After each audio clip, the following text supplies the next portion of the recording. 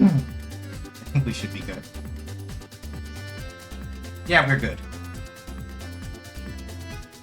But I have to wait for the ads to clear. Because I just looked and realized that the ads are still running. So...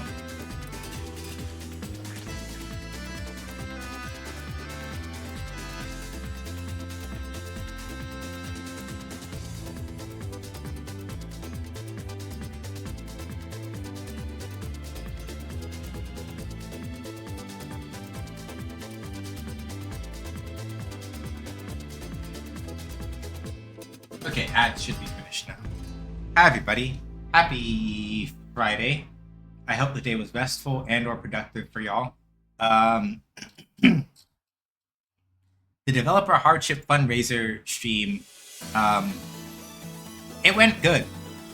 That's the thing I was talking about on...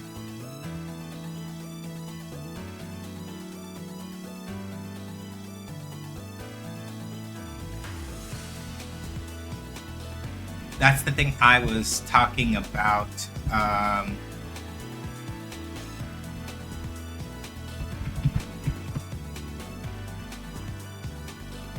No, we're gonna one. All right, Joe. That's the thing I was talking about on Wednesday that I said was going to be happening, and I put it in the.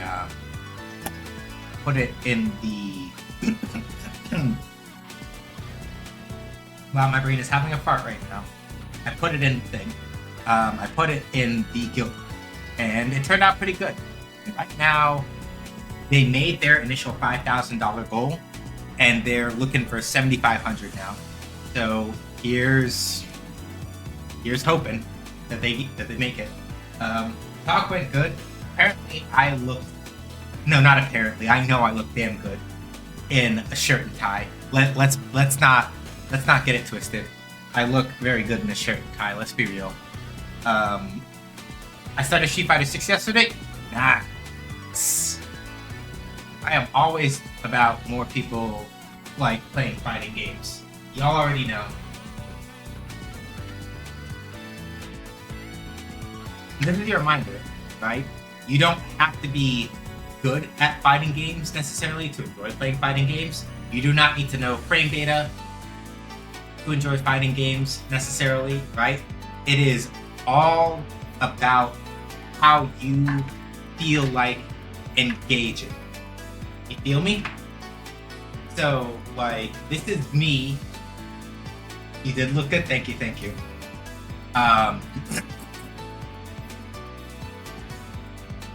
This is me giving people who need the permission, or who need to hear that permission from somebody who is quote unquote good at fighting games. This is me telling you, I am giving you that permission. You do not need to know frame data. You do not need to know combos. You can just pick up your controller.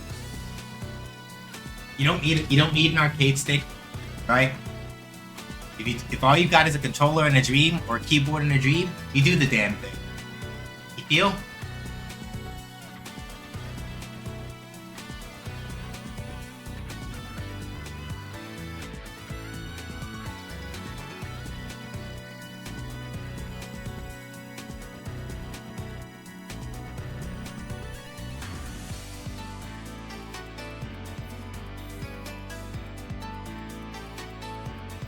So yeah, I'm trying my best to doing the story mode right now. Yeah, and modern controls for Street Fighter 6, I think, are a pretty good way of easing people into it. Or for people who are like, it's not that deep for me. I'm not trying to get in that deep.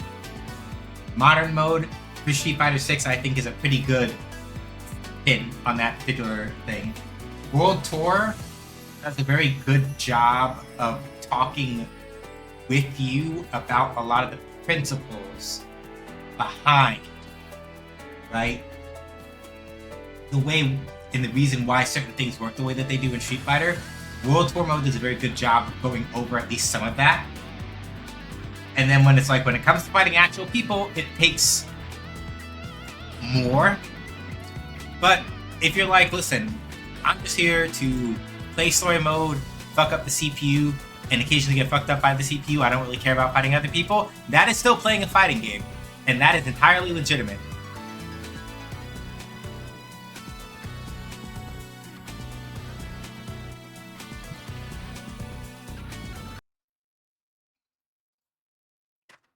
Also, I'm just gonna say it. Capcom absolutely ate with the character creator in this game. Straight up, like, it's good. It is very good, and I am impressed.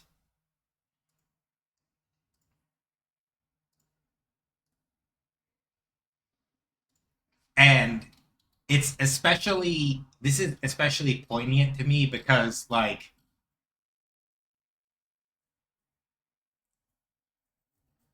for example, with the character Kimberly, right? Capcom employees have, like, or was it? I'm trying to remember who it was, whether it's the director or somebody else.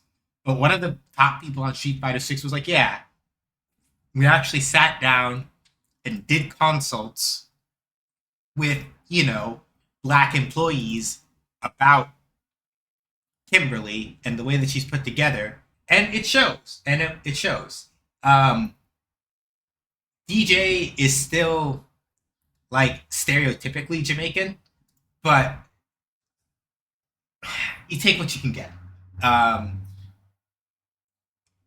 There are also still certain things that DJ just doesn't say that I think would enhance that feeling. But you know what? Like I said, take what you can get.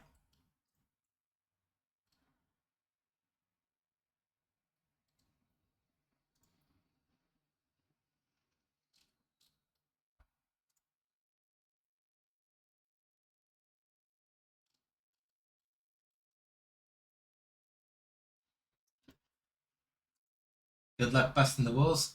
Thank you, Sabira. I'm trying to remember where I'm looking for my controller display. My brain shut off because my brain shut off. So I'm just trying to remember where it is. Controller display. Controller displays over here.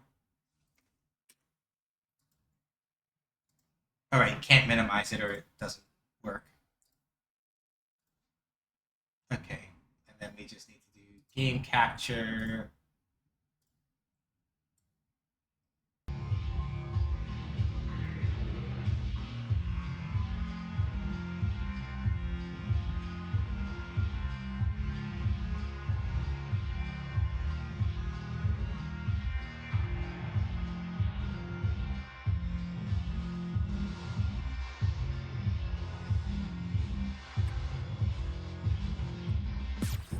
All right. Fighting ground. Online. Practice. Training. So let's warm up a little bit. Training room. Alright, let's get it. One for a real fight.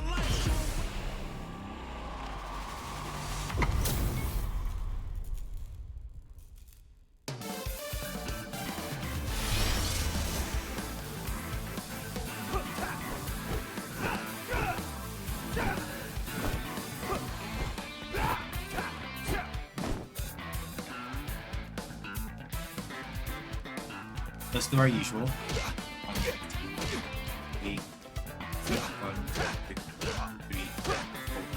Nope. 1, 2, 4, 5. 1. Here. Here. No. Here. 1, 2, 3, 4, 5. So the thing I'm doing here, to kind of explain it a little bit, is that I'm feeling out the max range of my buttons.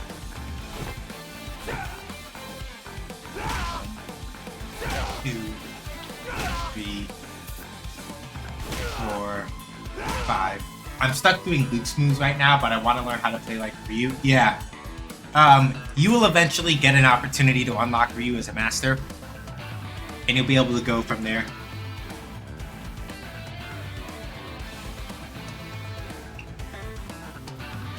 You can also come to the fighting ground like I did.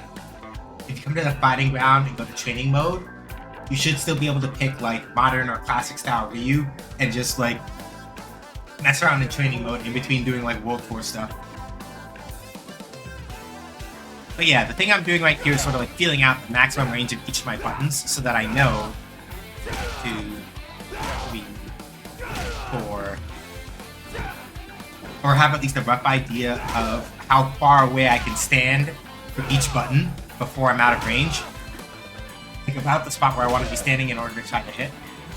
And the reason why this matters is because when you're here, anything will hit, right? As long as you're pressing a button fast enough and the other person isn't pressing a move that is faster than yours, here, anything will hit, right? But what hits here is different from what hits here, is different from what hits here, right? So when you try to practice hitting with like the tip of your buttons, you get an idea of your effective bet range without having to walk up in somebody's face all the time, right? I'm gonna use like a boxing metaphor, right? It is literally very similar to like actually learning your range in boxing, right? Like how far can you reach and how far can you threaten from, so you don't have to like walk up in somebody's face in order to hit them. Now obviously this doesn't mean that like when you play fighting games, you never get in close. But by virtue of understanding like where your buttons sort of stop, you know, but you get a better idea of how far away you can press certain buttons from. And that's kind of like the idea behind these warm-ups. Ideally, when you're just getting started, you want to like maybe do like try to do 5 in a row for each of your buttons, standing and crouching without missing. And if you miss, you start over. Like, look at this. Here you can do an overhead from all the way over here, right? Like, that's wild. Like, look, I'm standing over here. That hit. Like, this will hit from out here. This won't. But, like, this hits from, like, here. Like, from out here. Bam! Look at that. And that's an overhead, right? So somebody has to stand up and block that. So somebody, like, messing around out here and just do like that, you might have just popped them in the head, right? Or if you're standing out here. Same principle, right?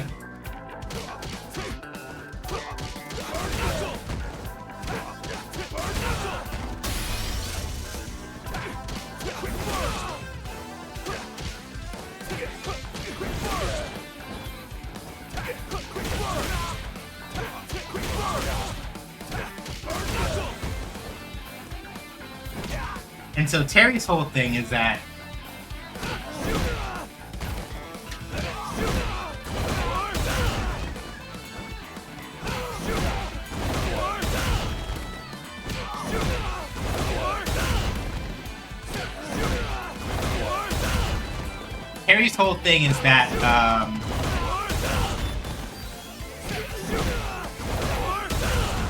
while Terry has Terry's normals are kind of interesting because some of them are very short and very awkward in some aspects, which makes it a little bit hard.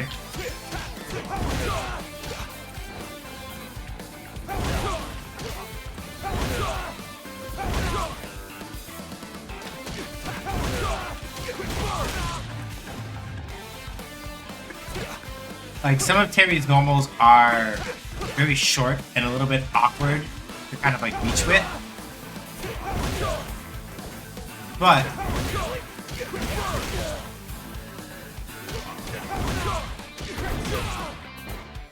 the thing about them is that a lot of them lead into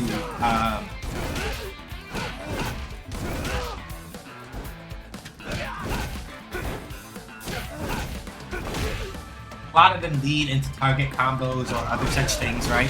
That let Terry do other kinds of pressure or other kinds of stuff. So even though some of his normals are a little short or a little awkward, they're good at that. And he also just has like a very broad variety of special moves for a lot of different occasions, right? He has 2 versions of Power Wave. This one goes under like higher projectiles and higher moves. This one travels less far but still clashes with projectiles. And then Round Wave doesn't go anywhere. But if you time it correctly... Hang on.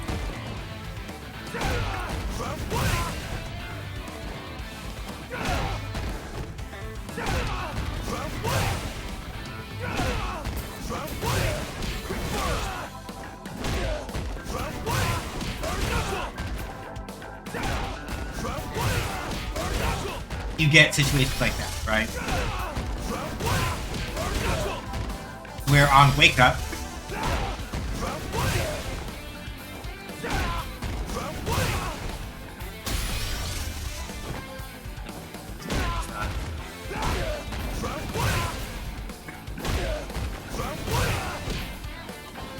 there, if you do it correctly, right?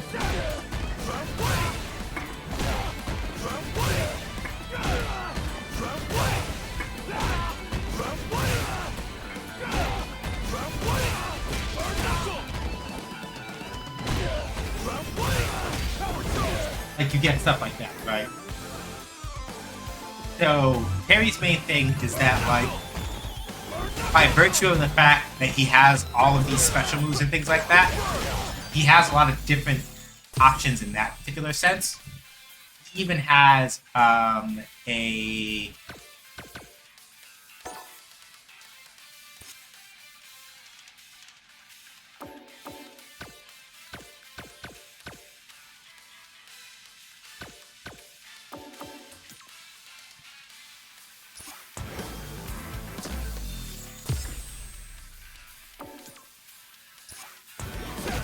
Like, he even happens to have really flexible, like, super moves as well, right? So, his buttons are a little bit awkward, but... A new challenger.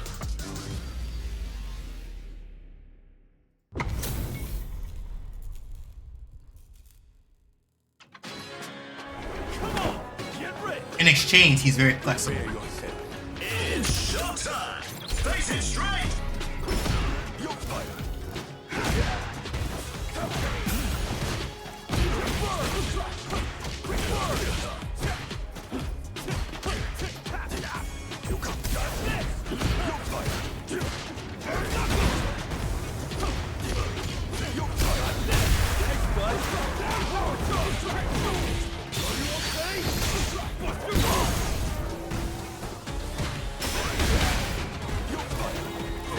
Yeah, sure. Can't do that to me. So Dawson's main thing is that because he has really long limbs, he can control space relatively easily when he's set up correctly. But the hard part is that, like, that also means that he, if he's not careful, he does in fact set himself up to, like, put his limbs out in spots where he really shouldn't. If I've been paying attention, I would be able to check that, but I fucked it up a little bit.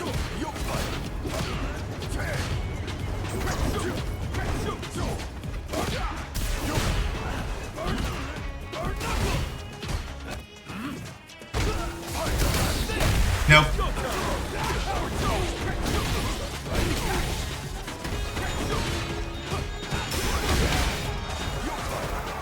Yeah.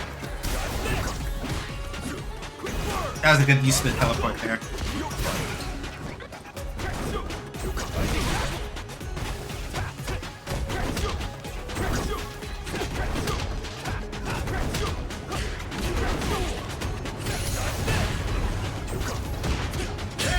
Ah, damn it. I couldn't get the burn knuckle out. Hi, Kaz. Thanks for the lurk.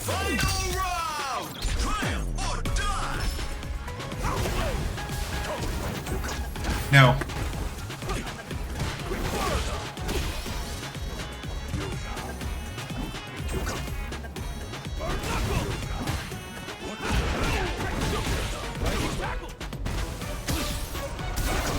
Ooh, that was good. So the thing about Dawson's teleport is that he is invulnerable for a little while when he does it. So if he uses it correctly, it's a good way to, like, help him avoid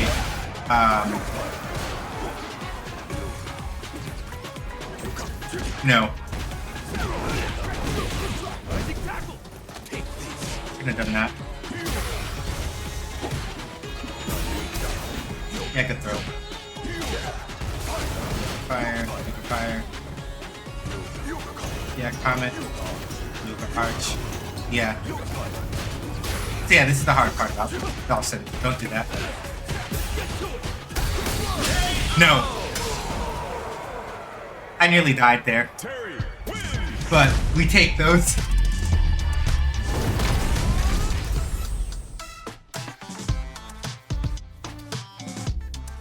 Okay, sure. Damn. That rattled them that bad, huh? That's a shame.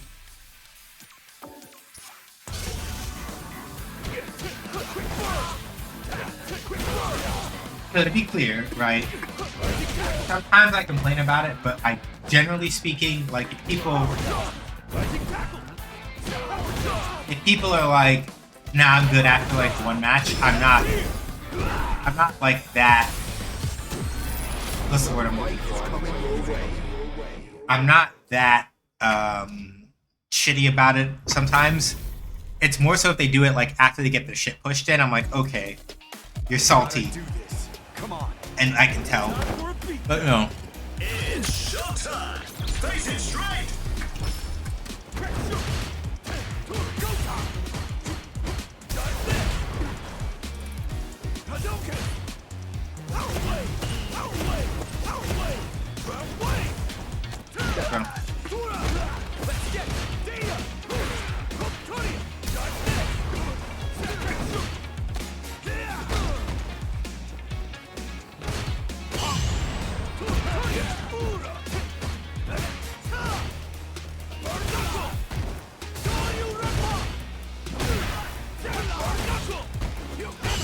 Ooh, that was good.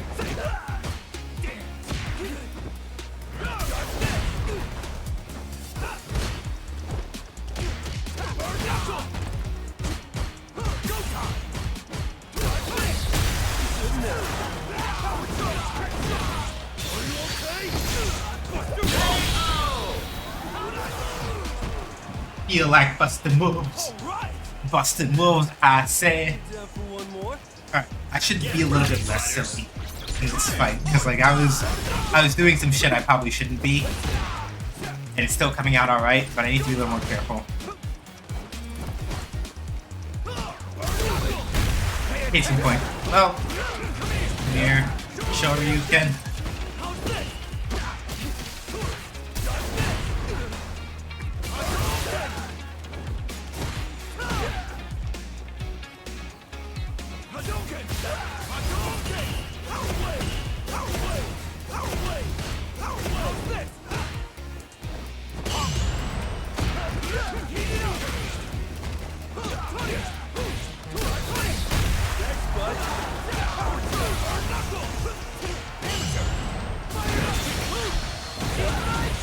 Yeah, I'm dead.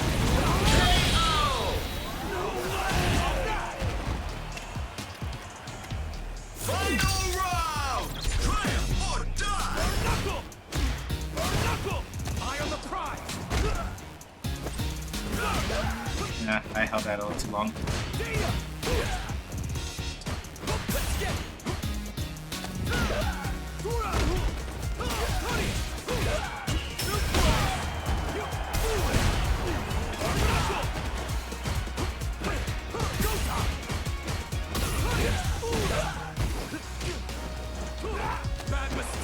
Fuck. I thought I got the crouching heavy punch to knock him out of the air, but nope, fucked up.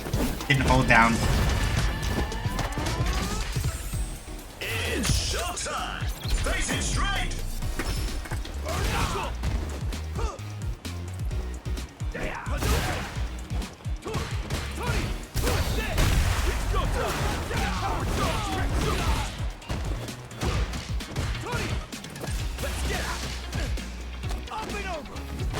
Hit though.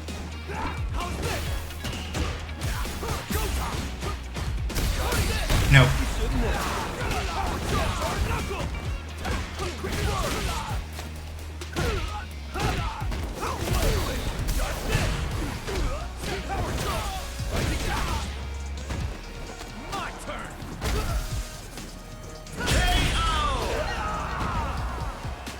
Yeah.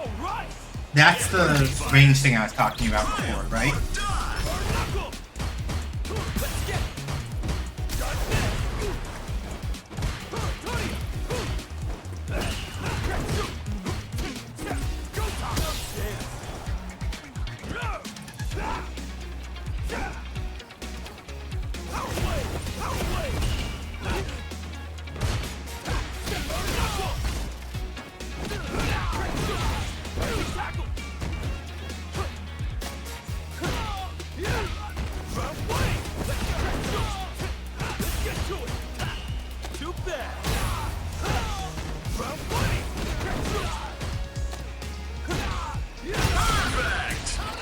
So the thing about that situation, right?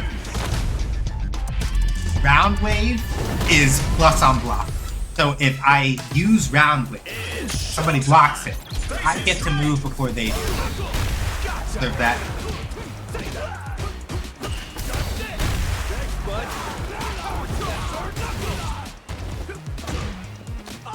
I'm not even upset about that. I deserve that.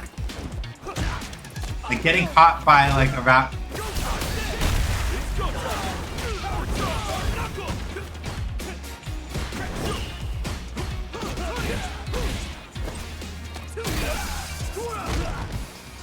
Nope, I'm dead. I accept that. That's my fault. Yeah, that's right. You got me. So yeah, this Ken is pretty solid defensively. A lot of Ken players only just like do horse shit kind of a lot of the time, and kind of just expect that like being able to go.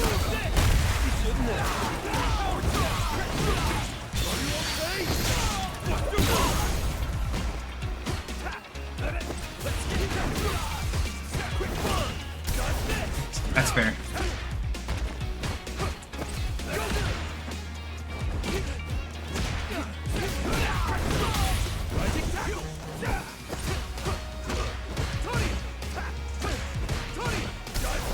Very good.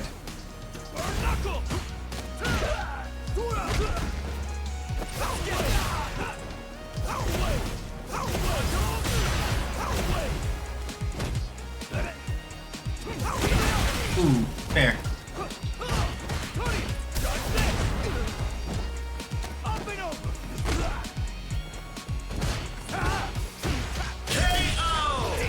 It wasn't heavy Dragon Lash. I don't know why he didn't go for heavy there, because heavy would have given to let them keep that pressure going. Nope.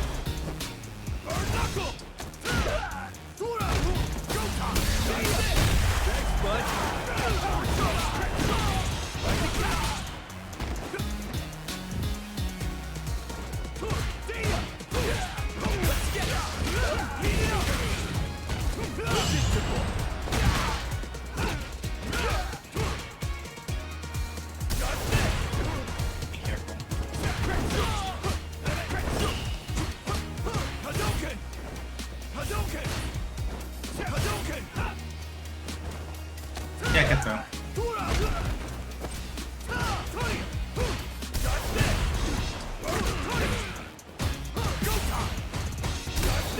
Nope. I wanted to do driver. I'm dead. I didn't want to do driver impact. I wanted to do a drive reversal and push them off of me.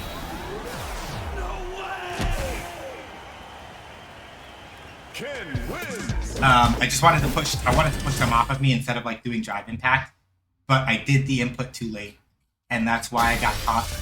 Unfortunate, but happens sometimes. Here comes a new challenger.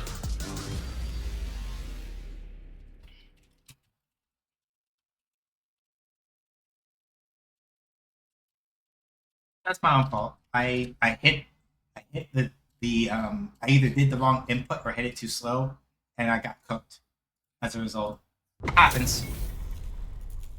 Okay, so Manon is interesting. So Manon has really long limbs, but not like Dawson. Come on, get ready. Sleep bam. It's showtime. Face it straight.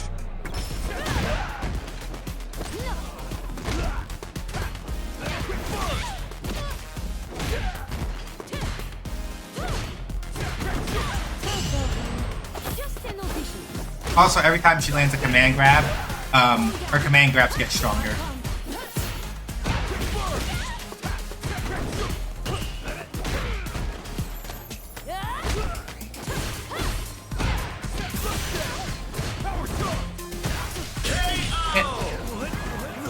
Why have they always made that so tight? I hate that they make that so tight. It's such a...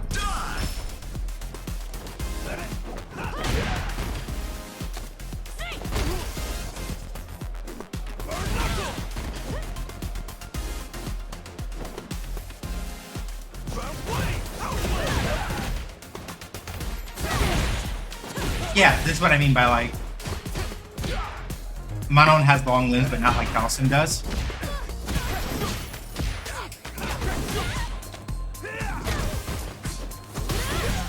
I stood up too early.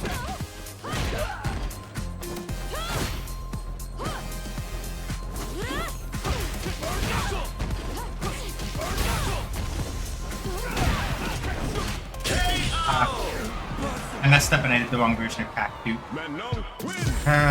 That's my fault. Showtime! Face it straight!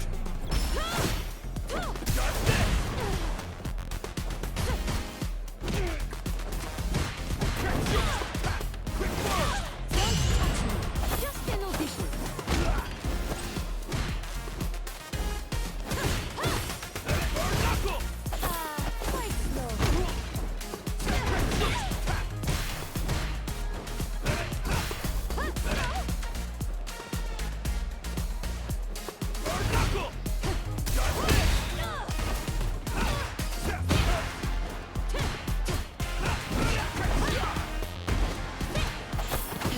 Oh, that's not good.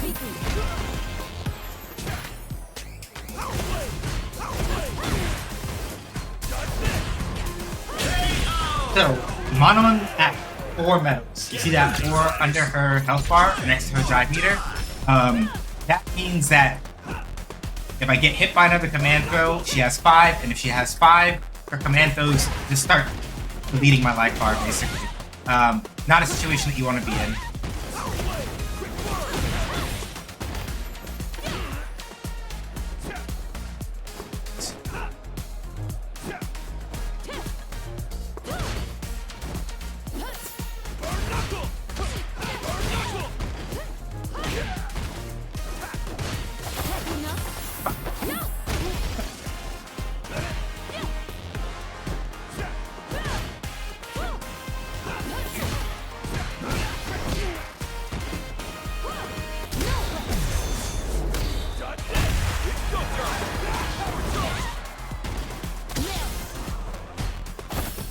I'm dead. Yeah, like basically once Manon gets 5 medals, her command throws will do like, not like half your life bar, but like a good third of it or so. Don't let her get medals. Don't. Just don't. I'm saying it repeatedly, don't. Because the more that she gets, the harder her command throws hit, and the worse that the harder her command throws hit you, the less chances you have to make a comeback. She'll grab you and throw you and you die. And it kind of sucks, and you gotta hold that. Face it straight!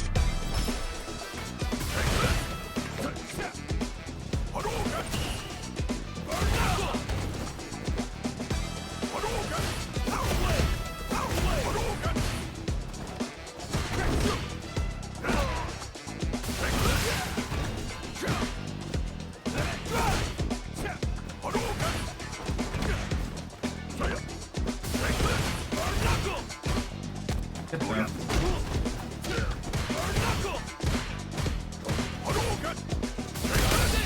Nope. The punch is gonna hurt, but not as much as it could because they're in burnout.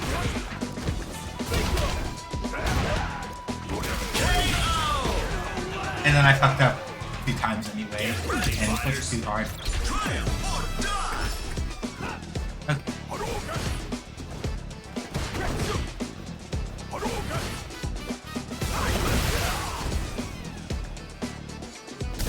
That wasn't a good trade at all.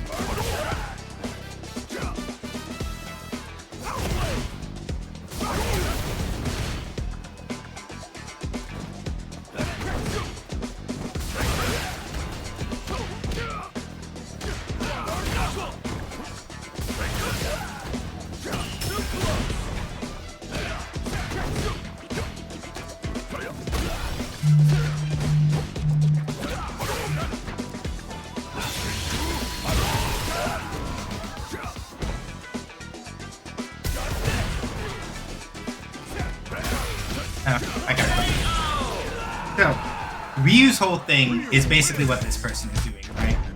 Like, you do not have to push yourself as Ryu to get in if you're absolutely confident in just the way that you move and the way that you hold space. And this Ryu is very good at that.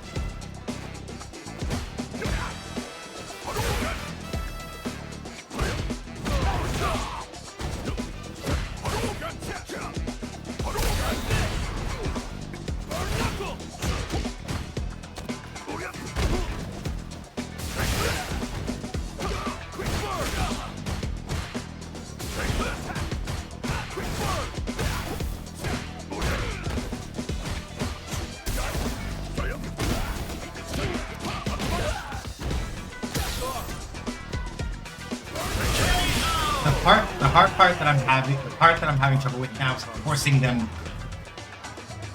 I can't break them open. I mean, it's impossible. It means that I either need to play much more patiently or start doing something different to answer these fireballs.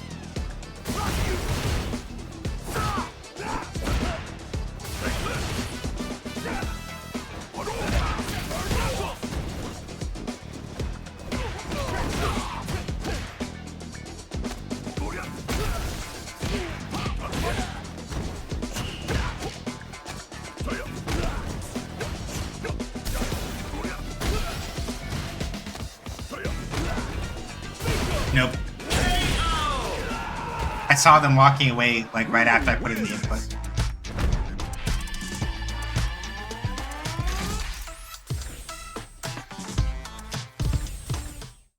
Yeah, like even without knowing frame data,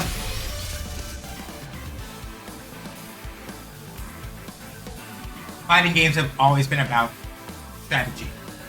And the reason why I lost there is very simple. That Ryu was very deliberately holding the space that they know. They didn't push a lot, and they let me basically kill myself on them because I kept getting impatient and trying to push in.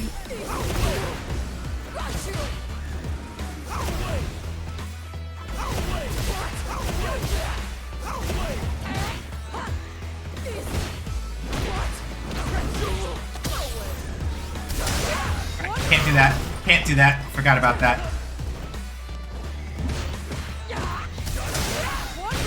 So Marisa is sort of made to like blow up people who like to drive impact a lot because the charged version of Gladius, that move, will break armor and drive impact stuff.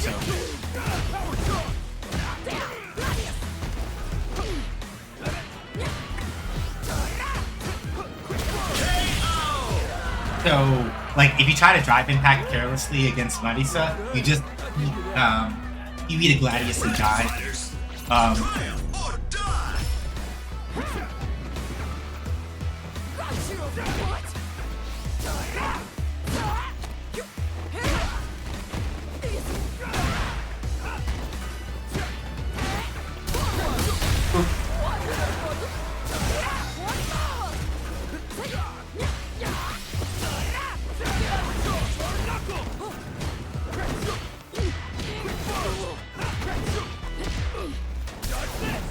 Nope. I'm dead. I'm dead. They killed me. They burned a lot of meter to do that, but I'm dead. That's also the other thing about Marisa. He's a little slow moving at first, and her moves and her normals may seem kind of awkward and slow. She basically hits. She will hit for 6 billion points of your life.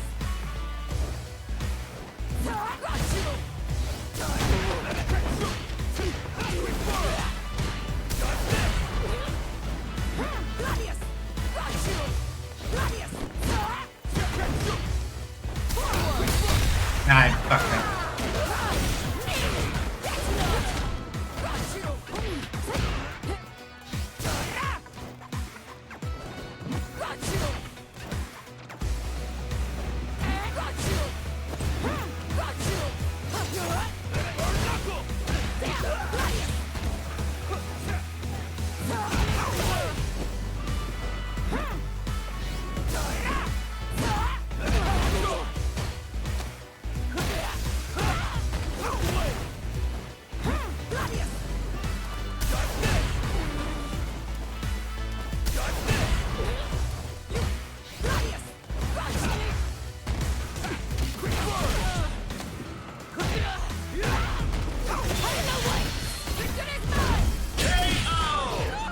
that's why I threw a power wave at that distance. I knew it would give me enough time to recover. And make it work.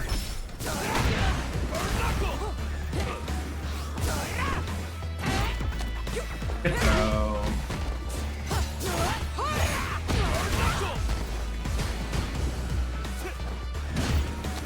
Good throw.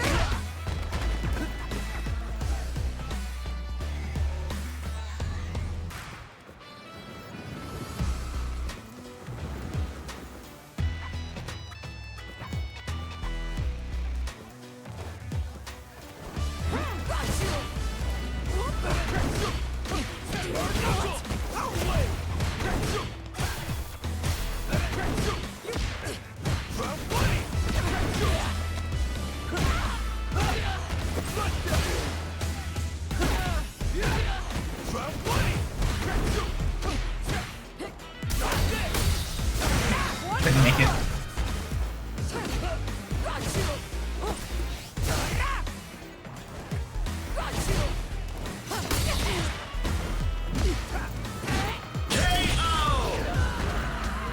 So yeah, that whole part there where we were just like staring at each other and not like actually like pressing any buttons.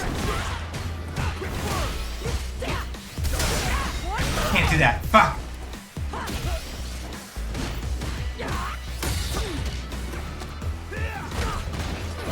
Didn't want to do that. I wanted to do round wave.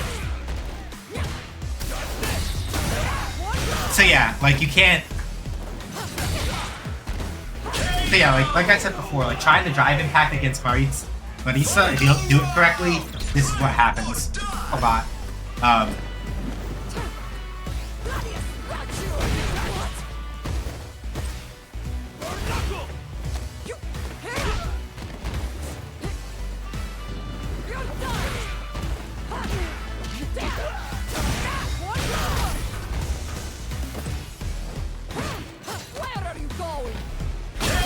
So yeah, Marisa basically just kind of like specializes in like bulldozing you if you either hesitate at the wrong time or if you try to like drive impact her down, she'll just kick your shit in.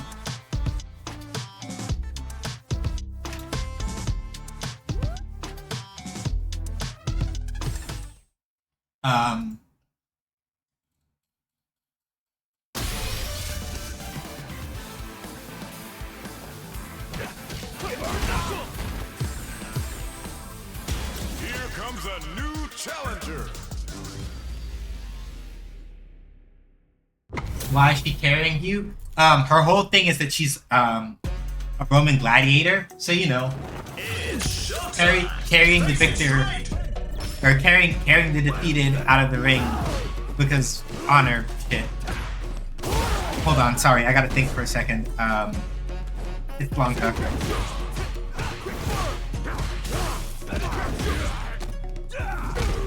Blanca's whole thing is kind of just like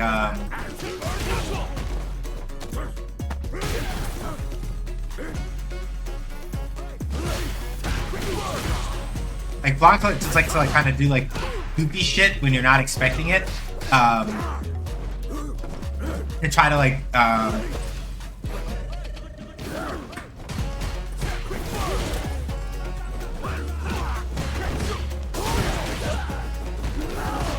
Blanca's whole thing is mostly like to do goofy shit when you're not expecting it, deliberately to like put you in a position where you fuck up and get hit. Like he'll do like that kind of stuff, or do a Blanca ball to fly at you from across the screen one time, and then he'll do like a light one the second time to make sure that like you don't hit him for it the first time. Blanca players basically take a lot of risks and do like a lot of gremlin shit just to kind of fuck with you.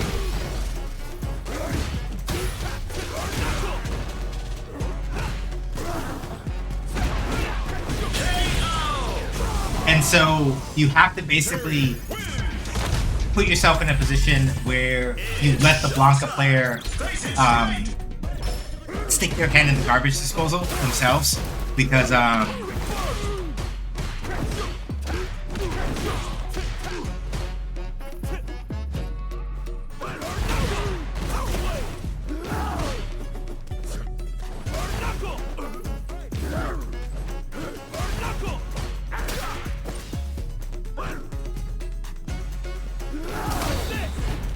Yeah, like you can't drive impact. You can't drive impact Blanca Ball because the recoil will keep it from like actually hitting you.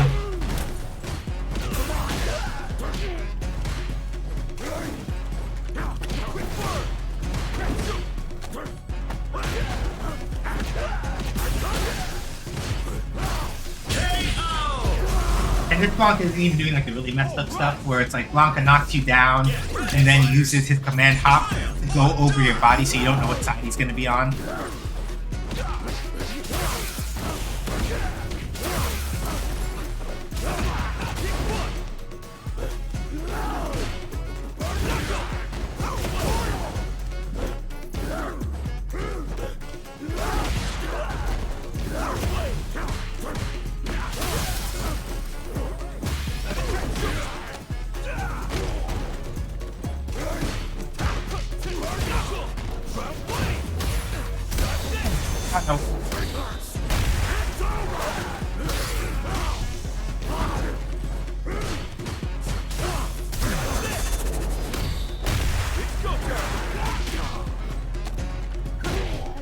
Of all the times to drop the combo.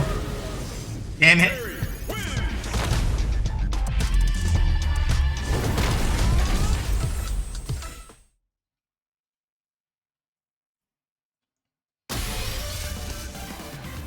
For context, I was trying to do this.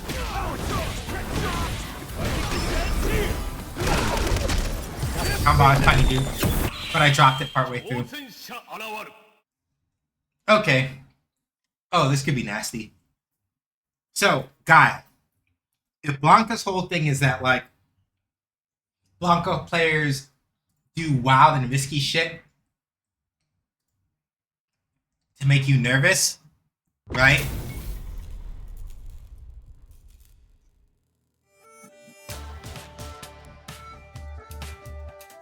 Let's get this mission started. It's showtime. Guile is the opposite.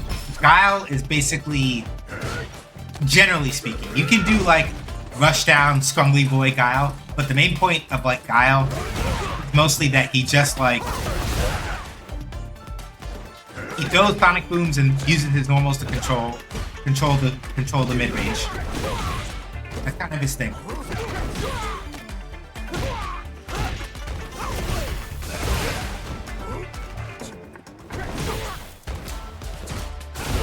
Sonic Boom is probably one of the fastest projectile, like one of the fastest recovery projectiles in the game. So we can use it to like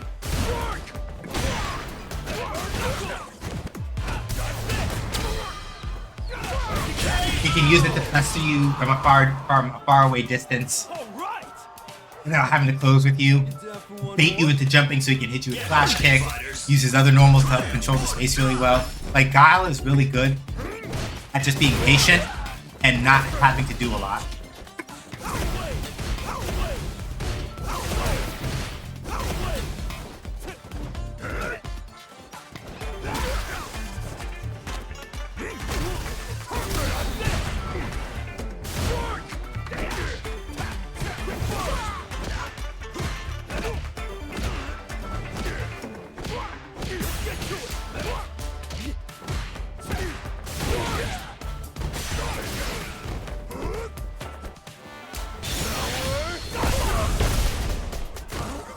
Didn't have enough. Oh, if I had enough triple guys, that would have killed. I'm so salty. If I had enough for triple geyser, I was literally short by just a little bit. Otherwise, I would have killed straight up. So you remember how I said that like Terry is versatile, right? That's the kind of thing that I mean. This person wants a custom match, I'll give them one after the set is over. Ooh.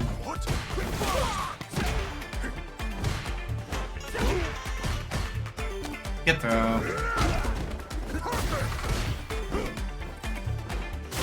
See? If Guile crouches down and waits, like he can just anti-air you with somersault. You can try to jump at him while he's crouching.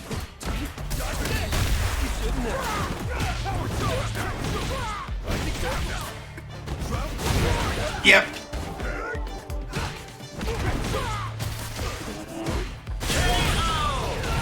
Yeah, like Guile is a menace Just on another level. when you play him correctly. Like as a defensive character, he's really good. He's really good at just like chilling out and like letting you hang yourself on things that you shouldn't be doing.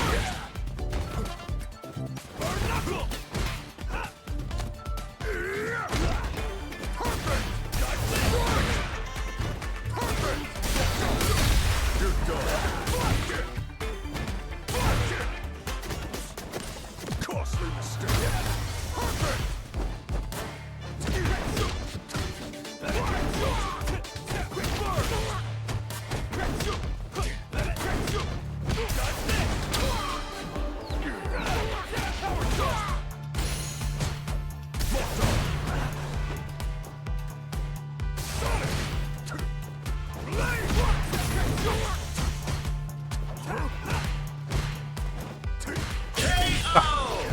I tried to go too early.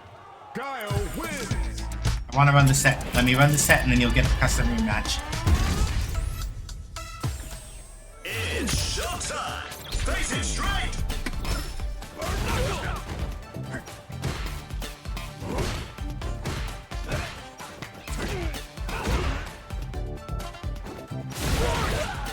Sonic boom. Sonic boom.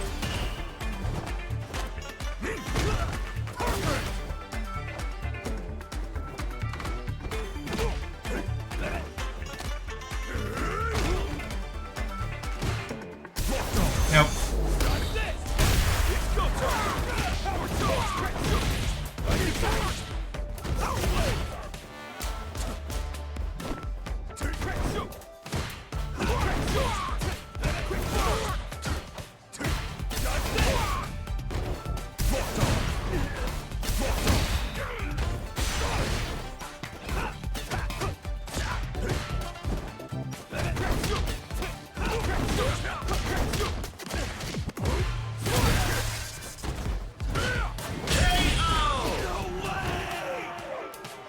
Get ready, fighters. Triumph or die.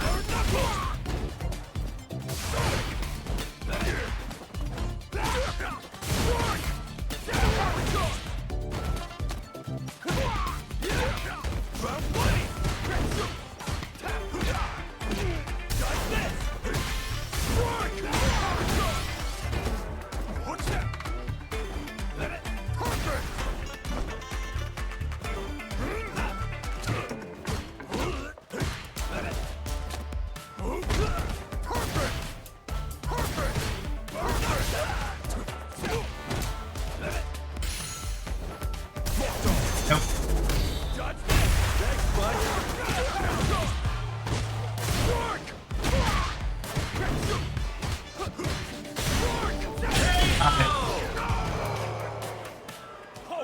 They were expecting I was going to try to press something against that, and they got. Good throw.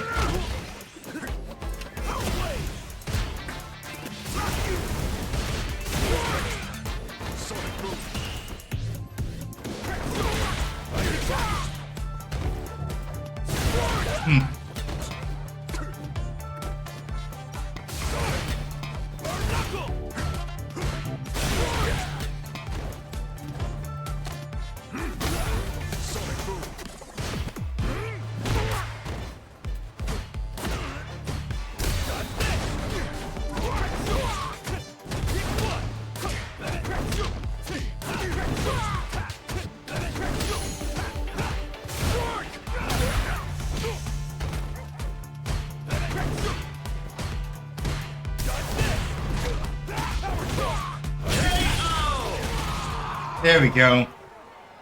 Terry wins. All right. Do you want it? They're good. All right. Yeah, like I respect that they wanted to do the custom room, but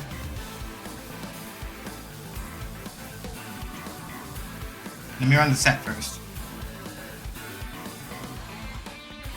We have maybe 1 or 2 matches of Street Fighter 6 left, and then I want to do KOF.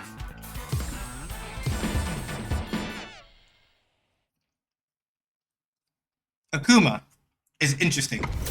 So Akuma is basically Ryu and Ken put together, sort of. Ready. It's showtime. Face it straight.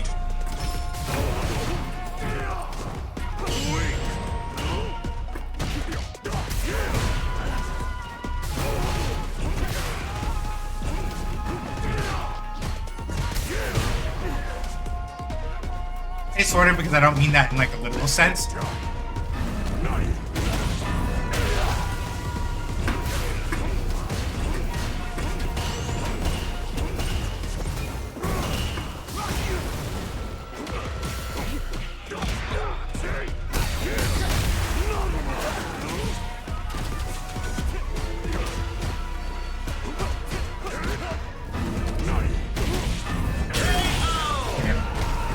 But like the main thing mostly is that it's not literally that he's put them together, but more that like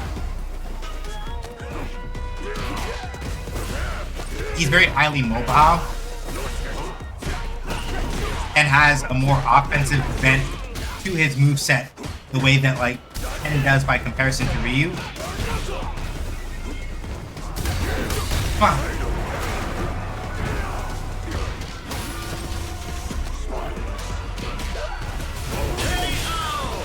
But the trade-off to that, not that I got to really press it here, is that Akuma basically has shit tier health.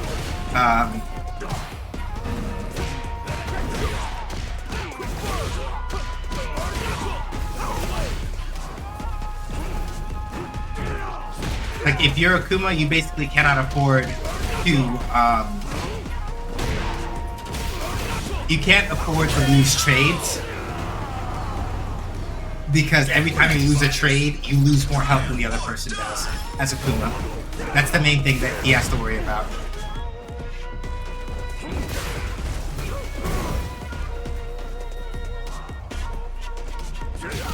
That's fair. Yeah.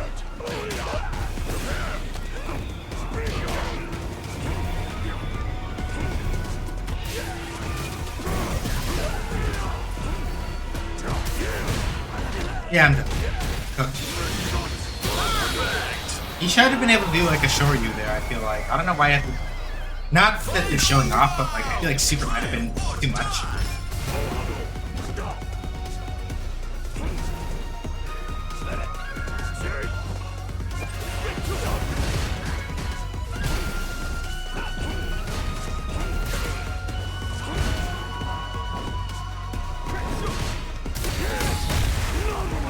Couldn't make it in time.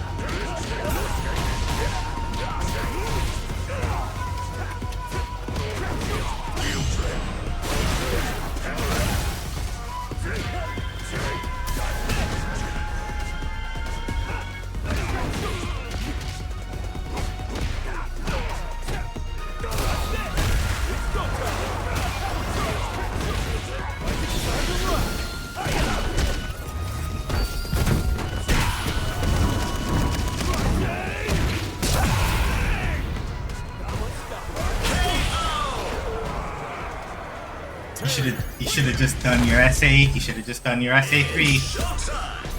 So yeah, that's what I mean, right? Like, yeah, I deserve that. So like, offensively, like, right? Akuma's a very powerful character, right? But the problem for him mostly is that he cannot afford. That's why, if you remember what I said earlier, I'm like, Akuma can't afford to lose trades. That's what I meant, right?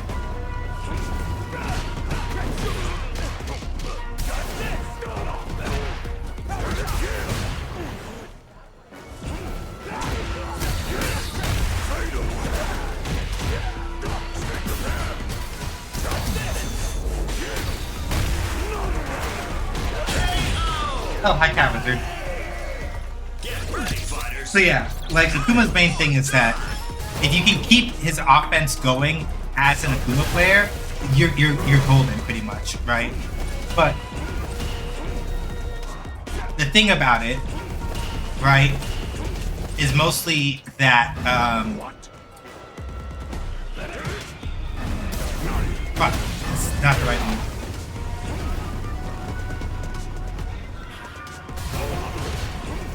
The main flip side to that, as the Akuma player, is that if you fuck up,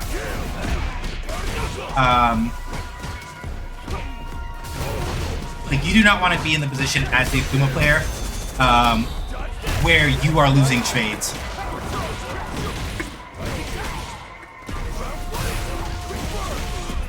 And then it happens. Like, literally, basically, if you start losing trades and you get put in one wrong position as Akuma, you eat inordinate amounts of shit. And it can be very, very painful.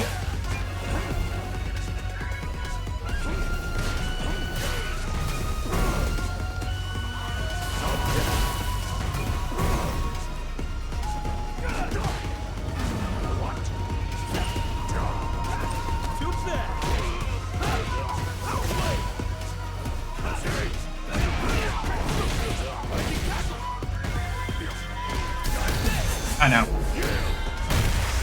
I might die from this.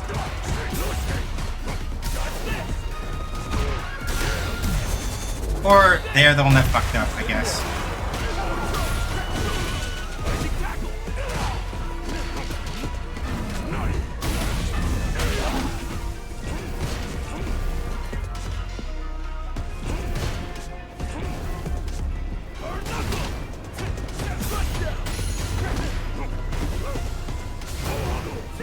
Fuck. I choked! If that rising tackle combo hadn't missed at mid-screen, I would have gotten the kill. But how are you doing, Cat Wizard? Hopefully well. I just fucked it up. I probably wasn't close enough.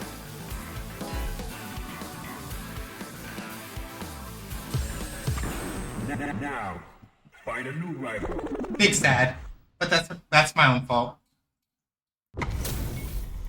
I messed it up. I was probably just not close enough, and that's why I missed. Let us begin.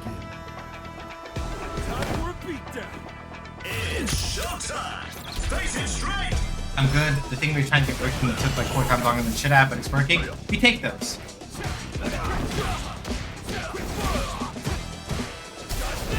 Ooh, good job.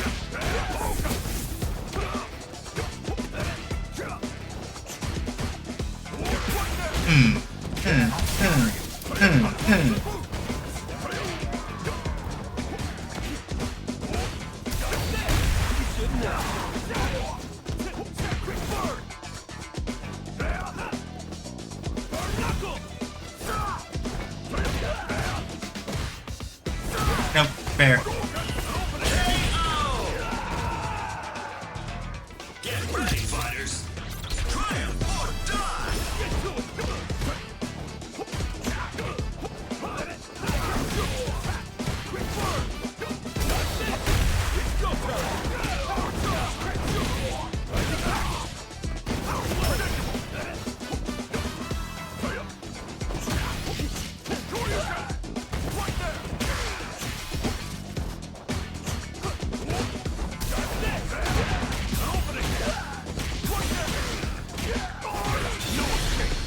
I'm not dead, but it's close.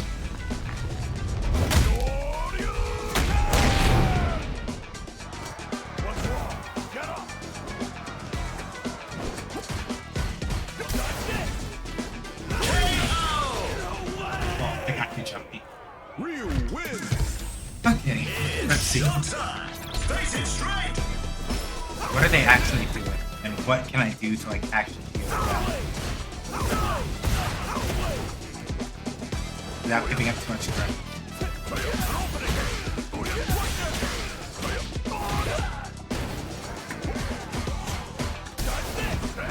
Okay, I get it.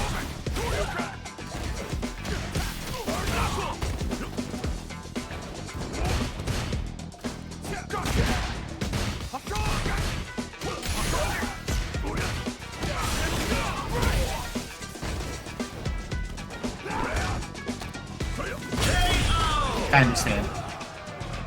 Their game plan is mostly just to like smash their face at you and gain advantage from that, which makes sense. I get it.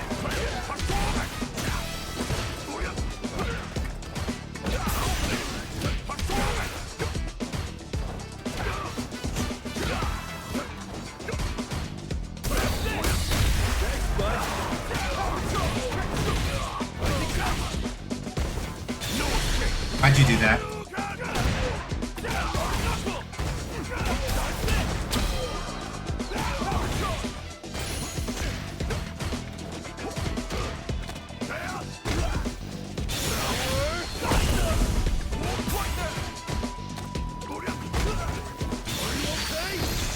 Can't punish that. I'm dead.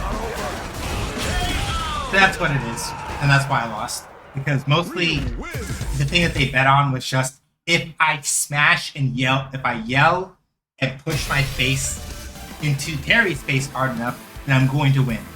Which, for the record, is not me saying that as like a derogatory thing. I'm saying that as like that is a viable strategy in fighting games if you are willing to accept the risk that comes with that, right? And Ryu doing the damage that he does makes that strategy not that unreasonable if you understand how to hedge your bets. Against the wrong person, you will die if you try that.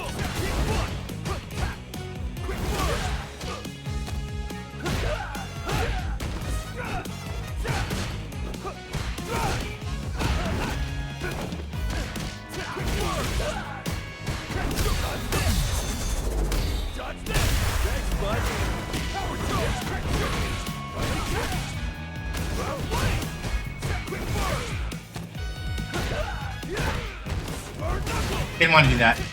Not the move I wanted to do there.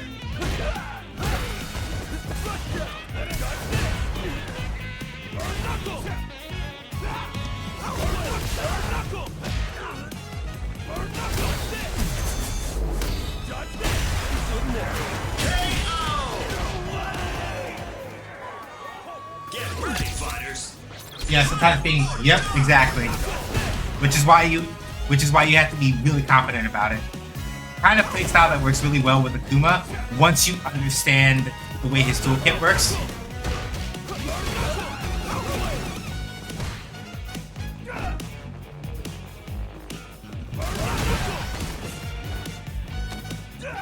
Good throw.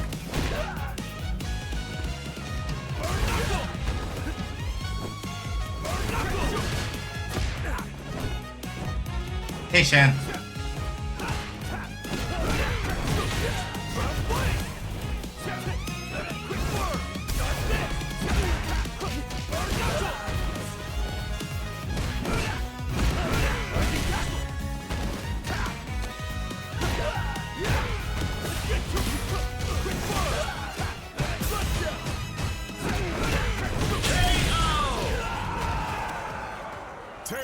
I was queuing up a power geyser behind that, but good thing I didn't need it.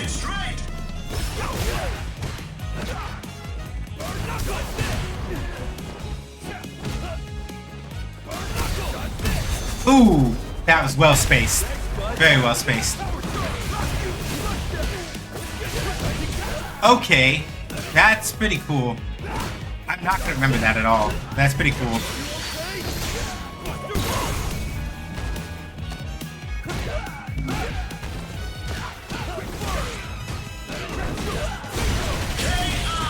Yeah, like, and this is the thing about Terry, right? Because of how weird his normals are, you do a lot of, like...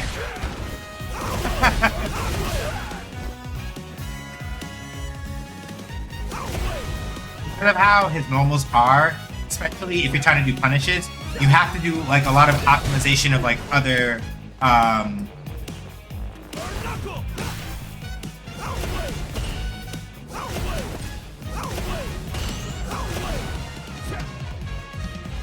yeah, same brain cell.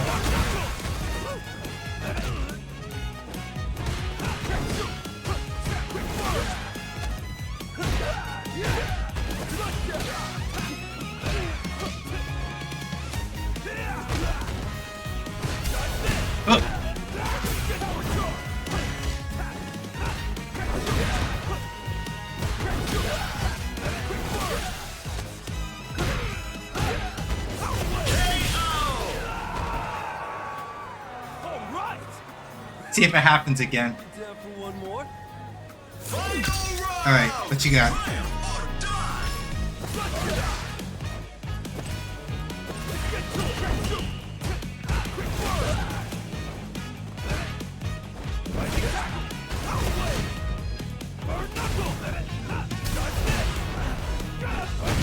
Ooh, good.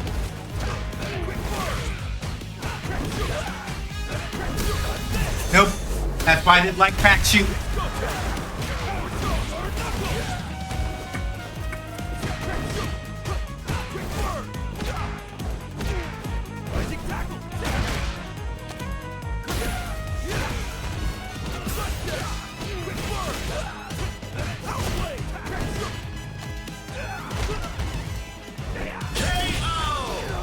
They tried for the overhead. They tried the overhead. I respect it.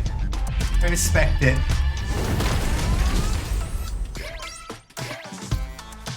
You get a thumbs up. You deserve that. They tried to pop me with the overhead when I wasn't looking. But I jumped and I got them. But hi Shen, how you doing? Hi Vinka, how you doing? Good to see y'all. I want to play KOF. So we're playing KOF now.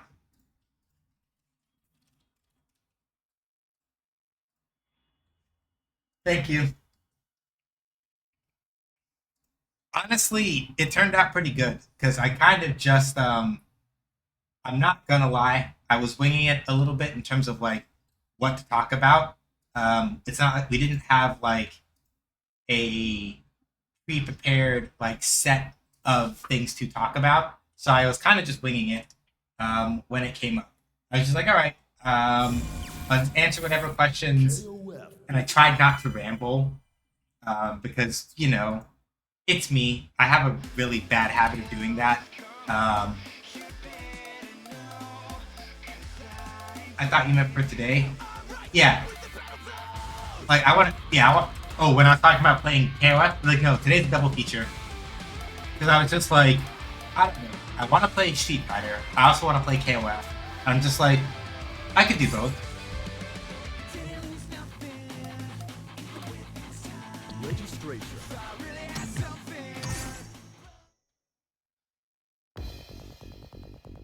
Select member. A battle unlike any other in history is about to begin. I jumped into the feature thing literally as they were doing the ending shoutouts. Yeah. Let me see where the goal's at, actually. Battle of Titans. Because the game after, like, during the game that they featured after ours, they made their initial goal. Okay, so here's what it looks like. So they made the initial goal of $5,000. And now they're sitting at $54.35, which is good. For people who are wondering what the feature is, Game Desert Color Expo was they're not done yet. The Game Desert Color Expo, which I exhibited at,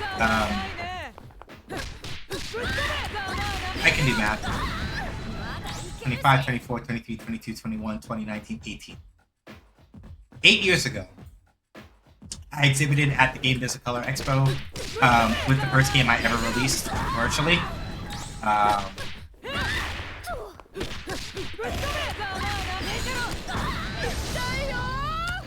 And since then, I've been kind of on their radar in terms of, sorry, let me phrase that differently. I have been keeping an eye on them in terms of like stuff that they're doing in the city and all that.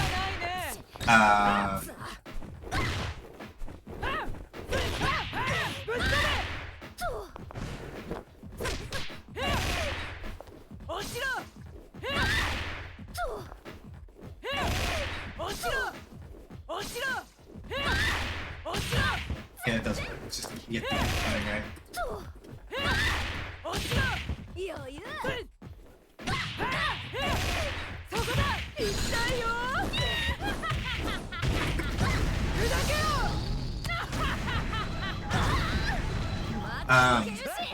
So they're doing a fundraiser basically to put together a fund to help out game developers who are like undergoing some form of financial hardship.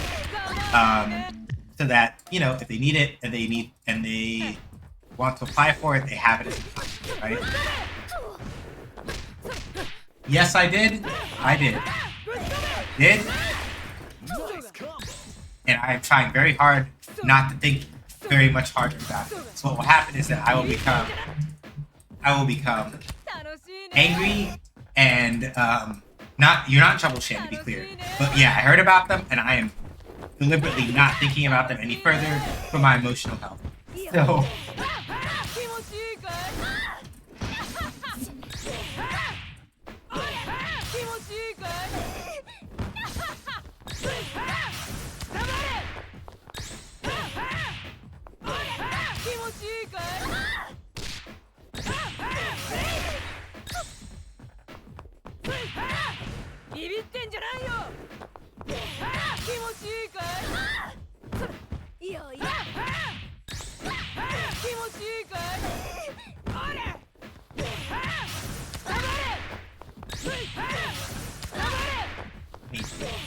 keep my inputs clean.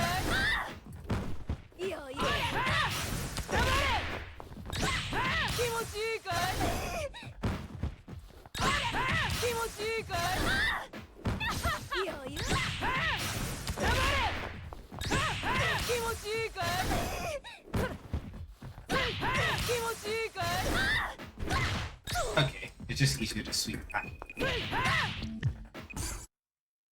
Select order. So, unlike Street Fighter, King of Fighters is both a 3-on-3 team fighter and is generally like a lot faster paced, which more or less means that in order to keep myself from eating copious amounts of shit, I'm going to have to be paying attention to the way that my opponents move a lot more, amongst other things.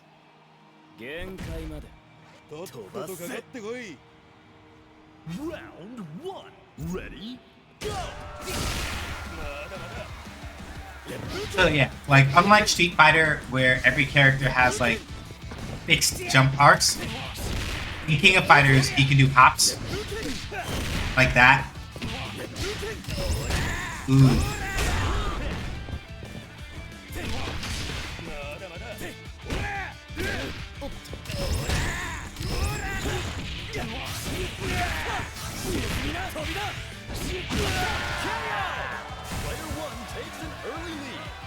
Whew.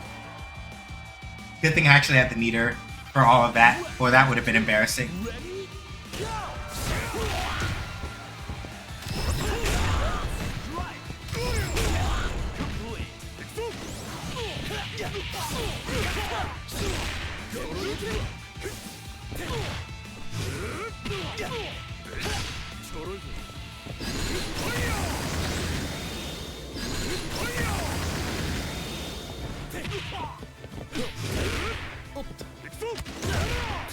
That's fair.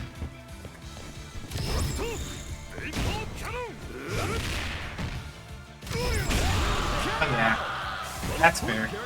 So basically what they're doing with those green attacks, they're called an advanced strike. If I try to throw when an advanced strike goes out, throw gets eaten, and I get hit by the advanced strike instead.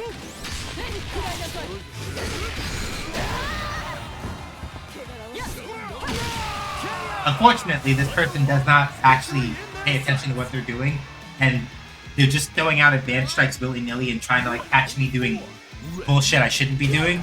And theoretically speaking, that's okay. The problem is that like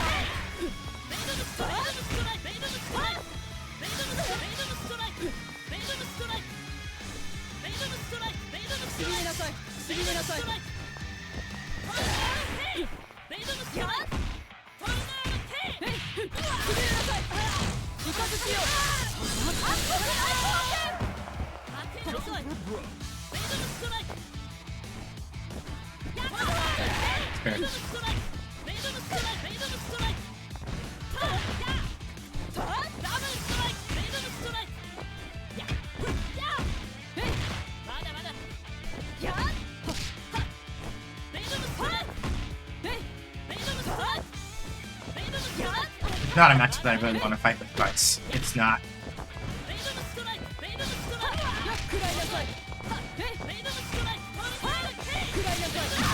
Oh, this is bad. So, I have more life and I have more, more meter, but the problem is that I have to now go out of my way to try to run down King through all of this shit. Which is kind of annoying. If I hadn't dropped that, that would have been it.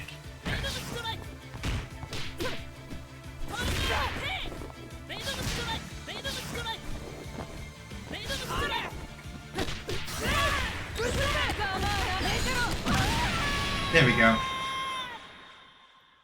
So yeah, that's the main thing, right? Vice is a good character, and she's very fun. But the hard part about playing Vice is that if you are fighting against someone who, damn. Alright. If you're fighting against someone who, has a lot of projectiles or can otherwise keep you out, then you run into a situation where you just eat a gigantic bag of shit. Because what happens is they just kind of zone you out, and you basically get like picked to death 1,000 times. It can be very agitating if you're not used to it, and why in an ideal situation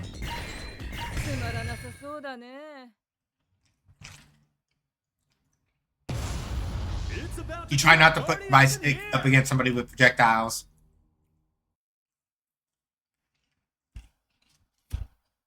They're above ground height. So this should be interesting. Ready?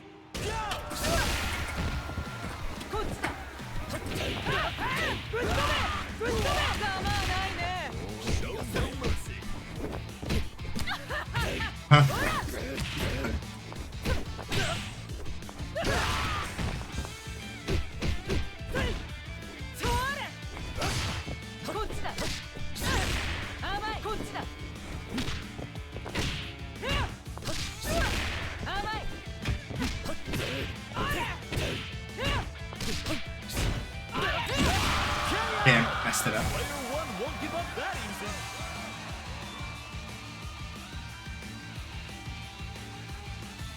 Now or never. Ready? Go!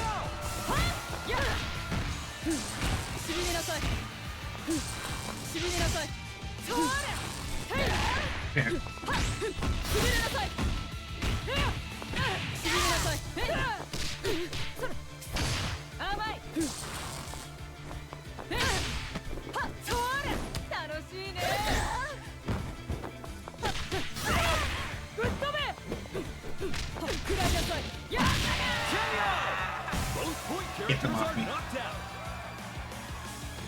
Alright. Let's see. And then who is the mid character? Yashiro. So Yashiro has really good normals. And is very much like a bruiser type character.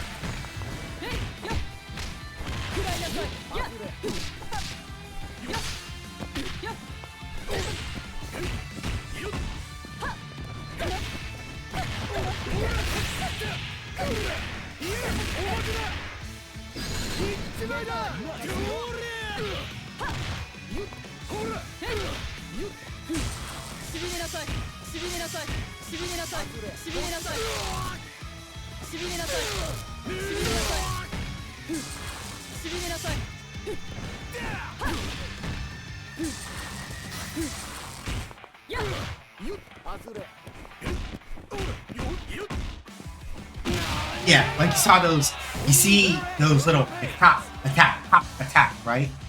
That's one of the things that makes KOF in general a lot, in certain aspects, a little bit scarier to approach than like Street Fighter, because in Street Fighter you can't aggress that quickly.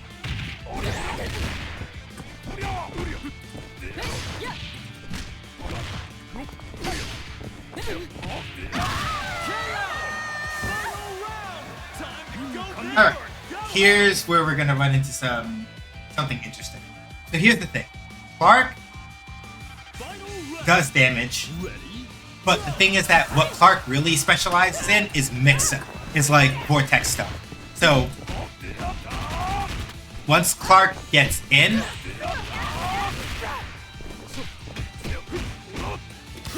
what he specializes in is putting you in situations where you kind of just eat a lot of shit. Once he's knocked you down, because then you have to guess between a bunch of really agitating stuff that he could do and might do.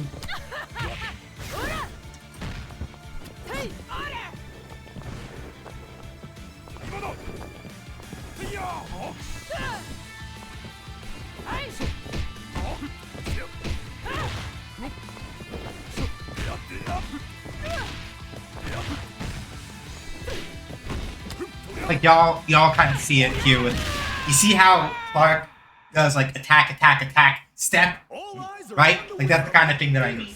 Like Clark's whole thing is that once he can put hands on you, he puts you in a situation where he tries to press his side of the advantage as much as he can. Especially if he gets a knockdown, then it's like he sets the pace. He puts you in a vortex where you have a blender where you have to try to guess. Round one. Ready? Go!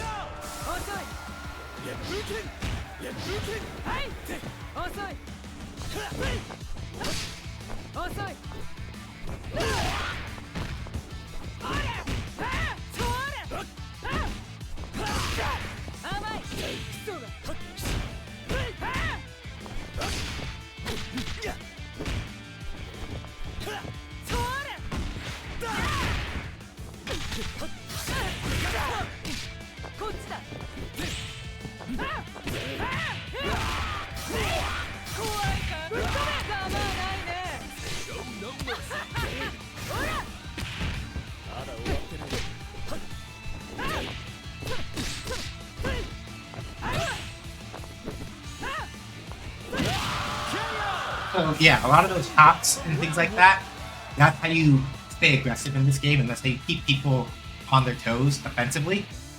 Round two. Because they're very fast and very hard to react to.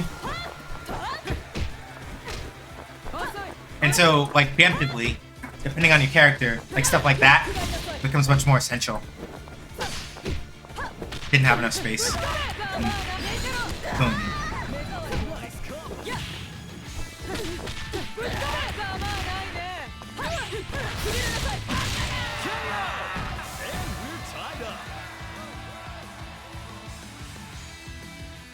Alright.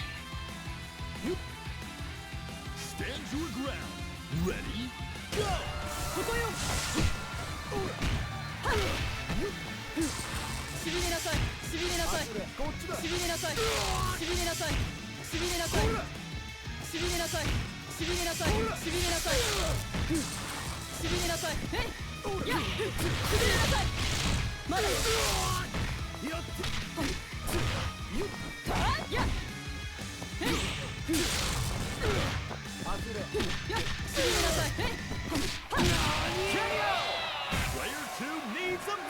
Definitely for this Yashiro, like this person, the Yashiro is probably the weakest link on their team just because they don't have a good sense of how to like pick people with his normals yet. So I got to make ground in ways that I really shouldn't have been able to.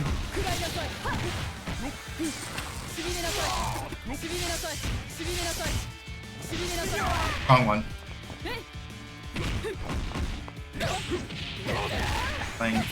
Gatling. It's gonna hurt.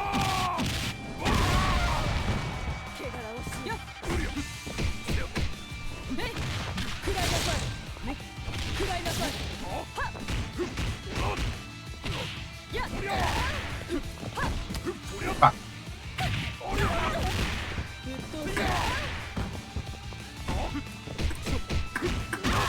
Y'all remember what I said about vortexes, right? That's what I mean. That's the sort of thing I mean. Whereas, like, all Clark really needs to do, I need to save meter now for me, but I can't dump and kill him immediately.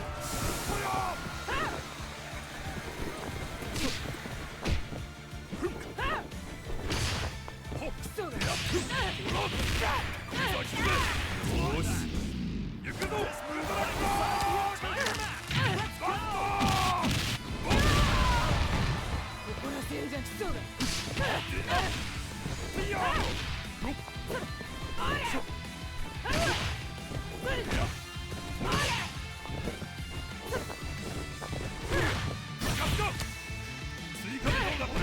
It also doesn't help that Clark's normal is just really fucking big.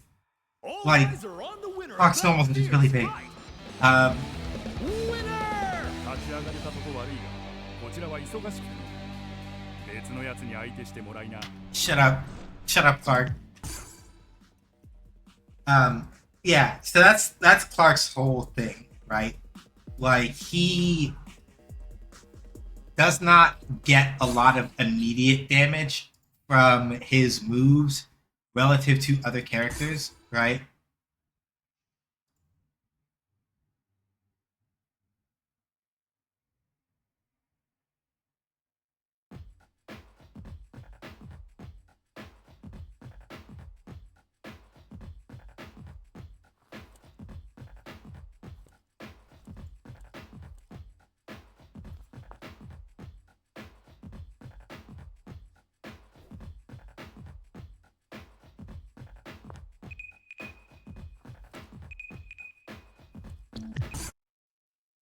Select order.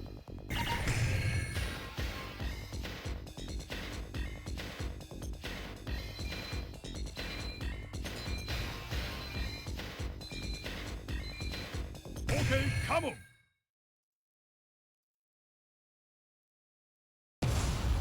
Nothing will stop this show.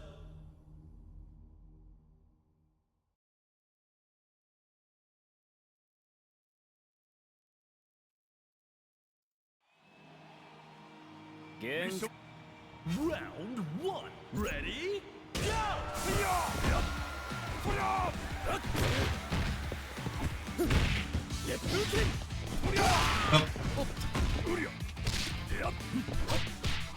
But it's also why like Clark makes a good point character, because Clark doesn't need a lot of meter to do Clark things. Really, all Clark needs to do is like all Clark needs to do is just like agitate you with like the right normals.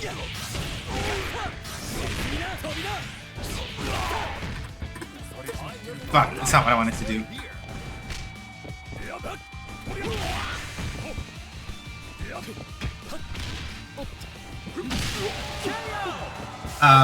Basically, Clark doesn't need a lot of meter to do Clark things. Stand your ground. Ready? So he's really good as a point character because like all Clark really needs to do is just like hit you with a command throw, and if it gives him the mix, you kind of eat shit.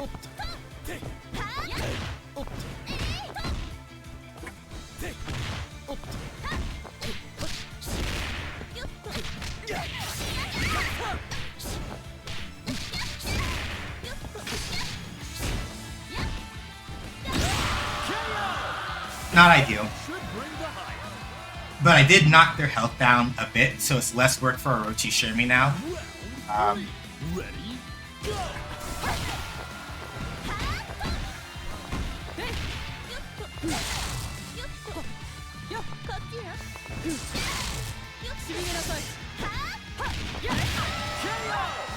Only their anchor remains.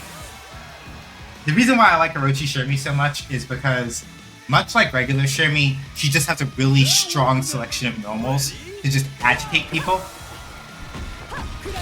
when they try to do things that they shouldn't be doing to you.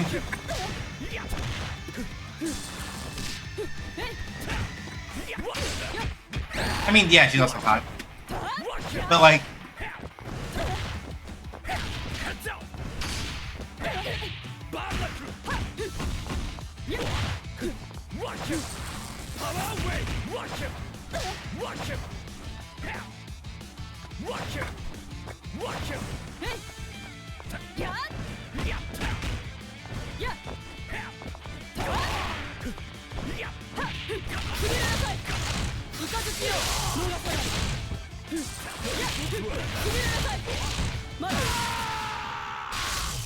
also there's that. What a great fight! So that's the main thing, right? Like, Orochi Shermie basically, there are a couple of differences, but Orochi Shermie basically has all of Shermie's normals, and all of Shermie's normals are good except for like her blowback attack. But that's the only normal Shermie has that's not really useful. Everything else is her standing one, I mean. Everything else is really good. So you do all of that and then add in a character who can like also like test you at range. If you fuck up, you're cooked.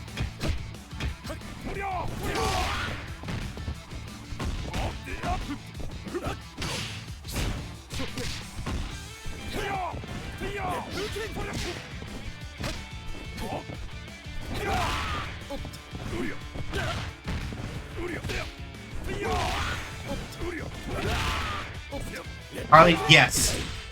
I will go to training mode and show you how Darlie Dagger works in this game after this. Because I don't play her as often in this game as I used to, but I know how to run Anchor Darlie Dagger. And in this game, basically, Darlie Dagger is you have to be really, really fucking confident to play her well. And that's more so just a consequence of a couple of things about how she works in this game more than anything else.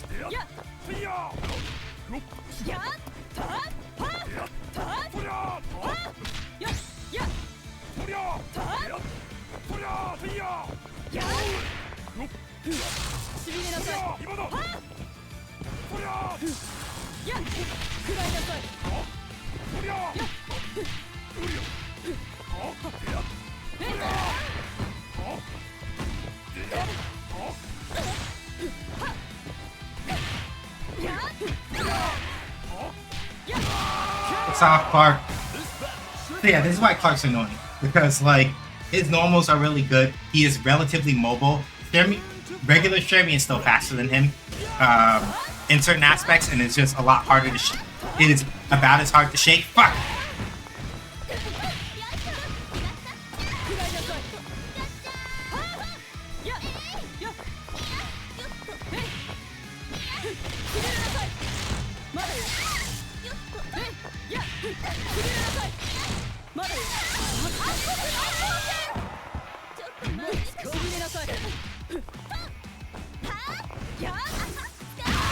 Jump too high. Fuck.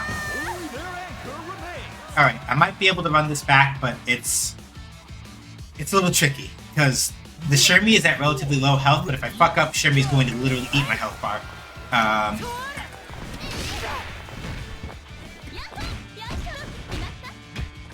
And Shermie has, like, normals. Shermie and Vice are pretty much even for, like, good normals. Really? Alright.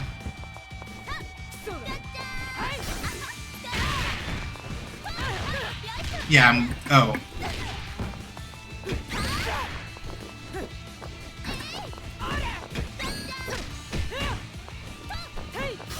I'm good. Alright. This is just the start of a new worldwide legend! Winner! Yeah, I got too antsy for part of that. That's why I died. That's fine. Oh, right, we still have, the set's not done. Okay. I might be able to make this work then. I thought the set was like, I thought I'd already lost. But is it 0-2 or 1-1? I wasn't even looking.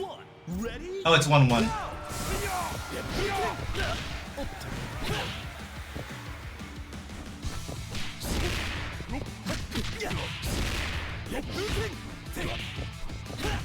Ah, damn it.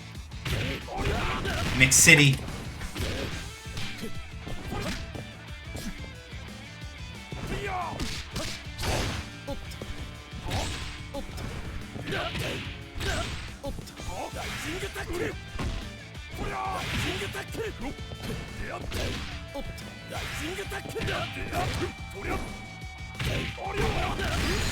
Yeah, I'm cooked.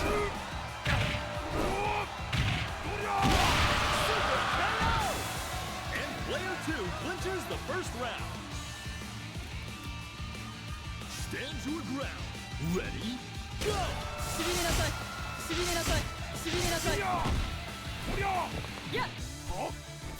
No.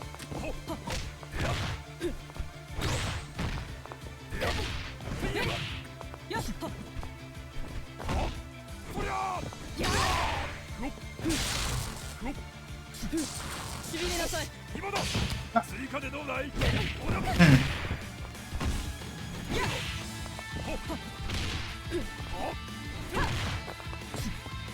今だ！追加でどうだい？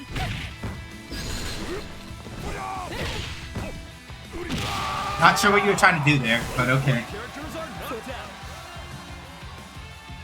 Okay. If I don't fuck this up and I can call out some of the whacker movement with Shermie, I should be okay. But I'm gonna get hit by like stuff like that a lot. It's not gonna kill, but it's gonna hurt.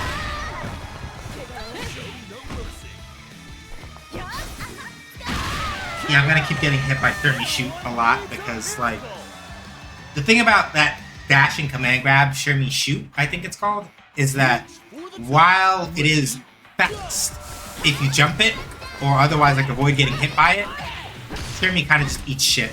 No.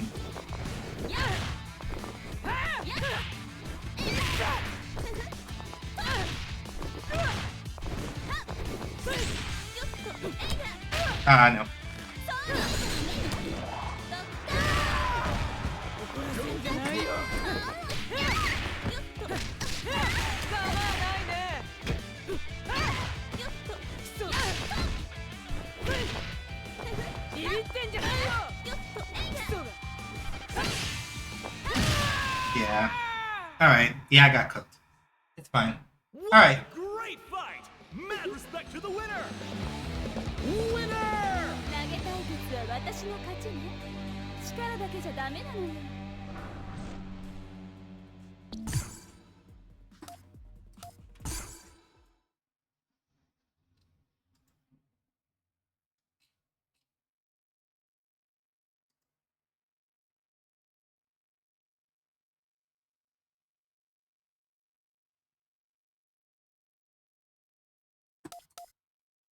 Alright. Rachel, wake up. Darling dagger time. Wake up. Alright. So, let me turn off battle mode real quick for right now. So that I'm not getting sucked into a match. So, here's the thing about Darlie in this game. Darlie, much like in actual Samurai Showdown, is not a super fast character, though obviously like you have hops and stuff to make up for it. Her jumping normals are all pretty good.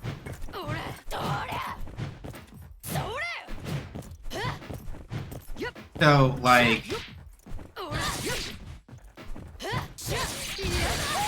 the main thing is that while a lot of her grounded normals are, depending on the grounded normal anyway, right? Some of them are a little bit stubby and short range and a little bit difficult to make work.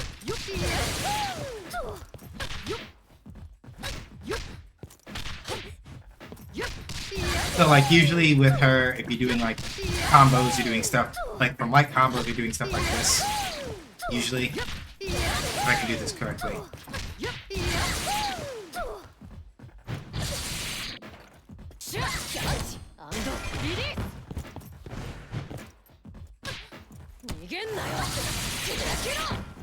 And she has a command grab also, which can be useful.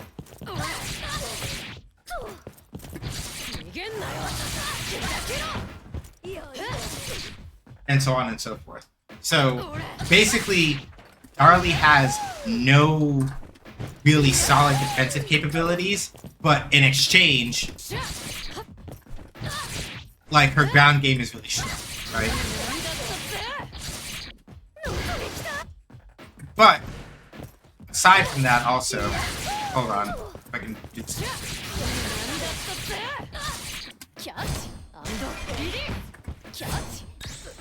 Which one of these is it? There we go, it's that.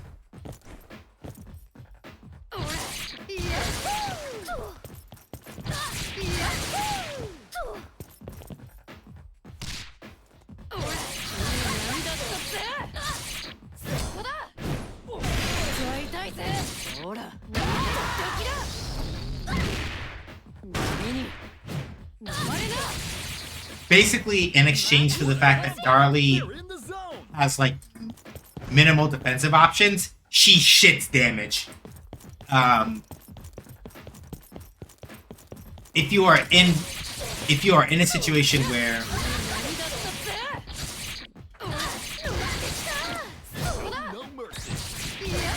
hang on, let me see if I can do this correctly. This is the corner combo. So this is like optimal combo city, to be clear. It's like this is not necessarily something you'll get to do all the time. If I can do this correctly.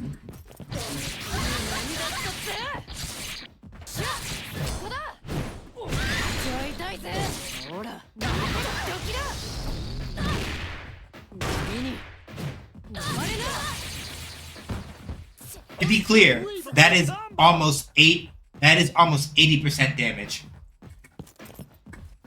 And that's at the corner, right? Like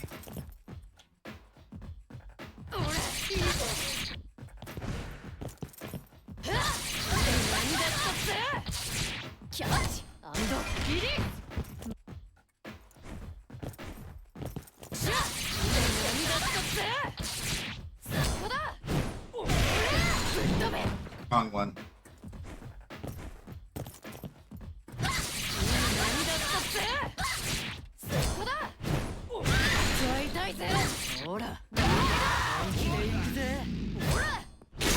Might decide the entire match.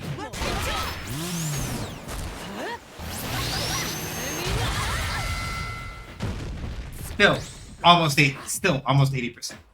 And then, if perchance you have Anchor Darly Dagger, you pop max mode.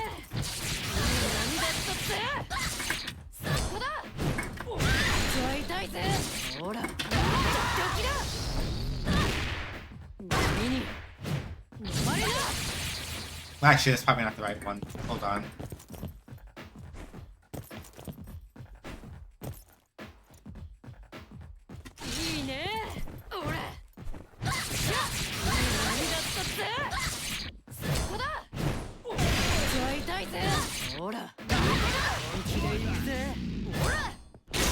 Might decide the entire match. Let's go.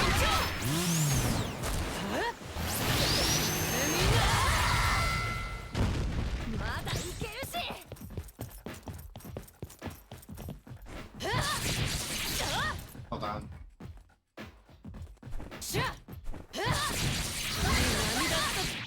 This is probably some bullshit you can do a quick max that really makes it work.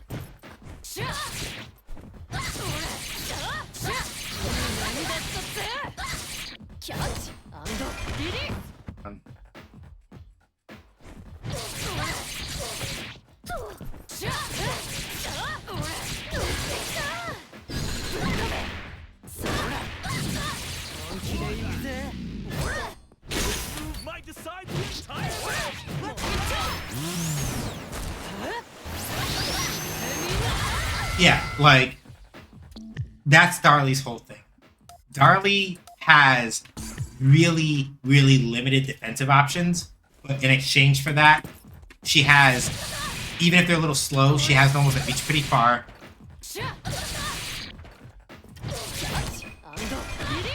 That let her set up for safe jumps and a bunch of other really obnoxious shit. And if she puts hands on you as an anchor, she'll kill you. Get ready for a battle of titans. And that's the thing, right? Like, if Darly puts hands on you as the anchor and you don't fuck up in terms of like defending and like otherwise doing stuff, you die. If you're like, that's the thing, right?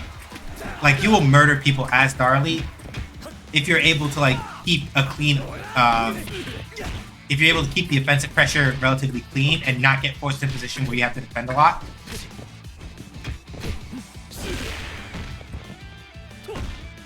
Then you will absolutely you'll kill people as Darly on anchor. But you have to be really, really, really clean on your defense, because Darly has not no defensive options, but a lot of hers are not very good. You will get put into a position very quickly if you're not careful, where Darly if you're playing as Darlie and you don't understand how to hold your defensive position with her, and that can be very difficult, you die, and you die fast. But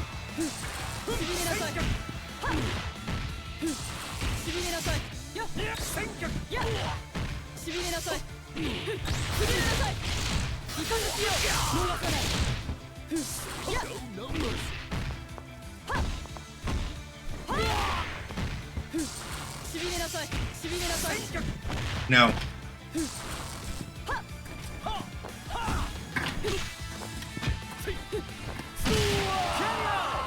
They tried so hard, and I respect it, but no. Their Kim is too timid, so it wasn't working for them. Learn to fight. Ready?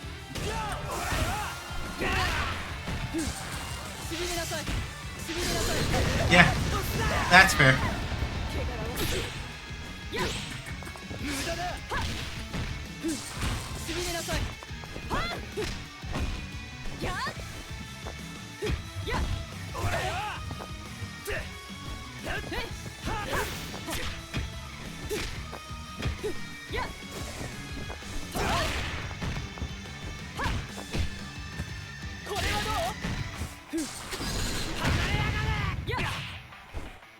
Wasn't close enough for the proper punish. Unfortunate.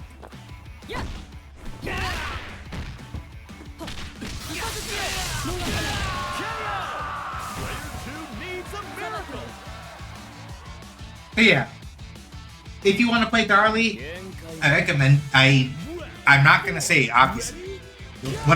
Words are hard. The thing I am trying to convey is that, ooh, good one. The thing about playing Darlie is mostly that you're gonna have to become very comfortable with like figuring out how to hold your ground defensively with her, because it is very easy to be put in a position where that's not what happens.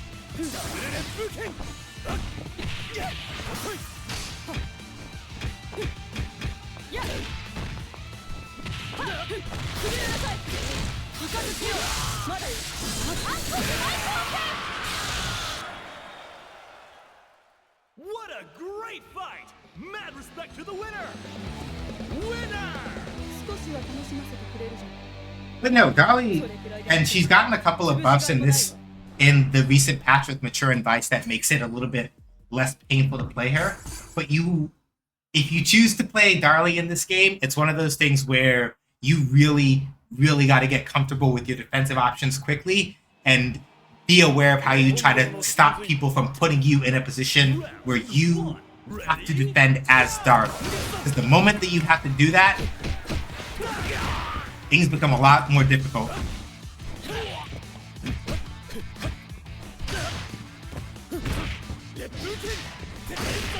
Good Hien-san.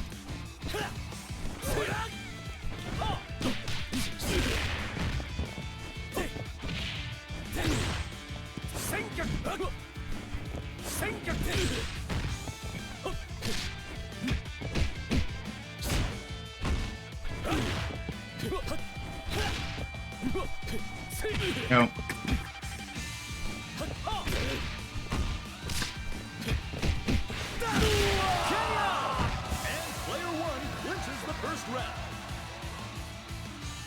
Alright, Rock Mirror. Or no, Rock is their anchor. So not quite yet.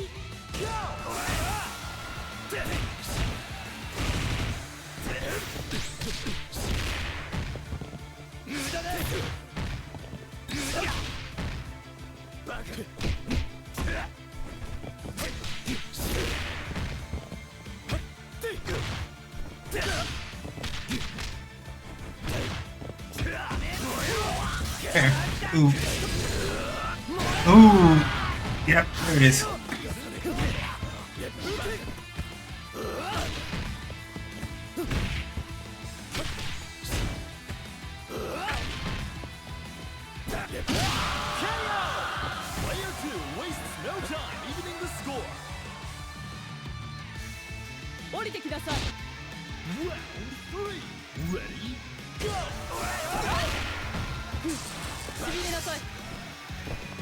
So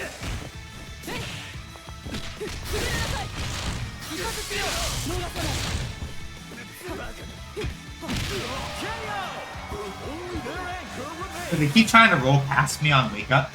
And the thing about rolling past people on Wake Up in King of Fighters, it works, but the main caveat is that if they're not mashing a heavy button, then all that winds up happening is like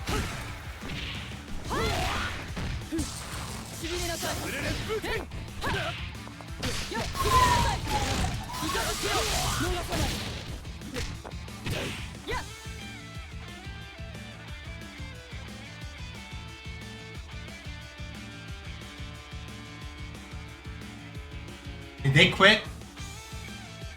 Did they unplug? Did they unplug just to avoid getting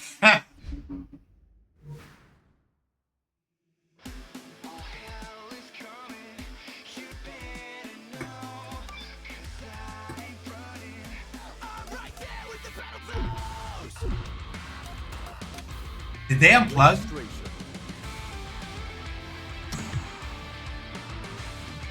Did they unplug just to avoid eating an L? That's a little sad. Welcome to KOF, the world's premier martial arts festival.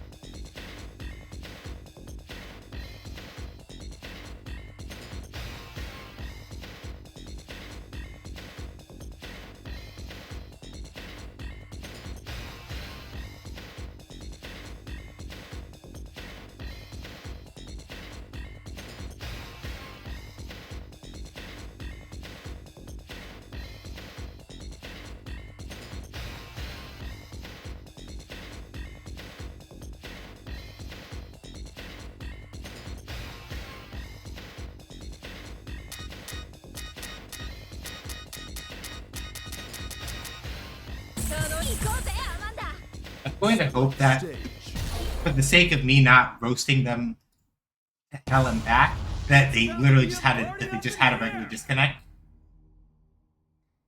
Because if they unplugged specifically because I put them in the corner and was about to kill them, that's some shit.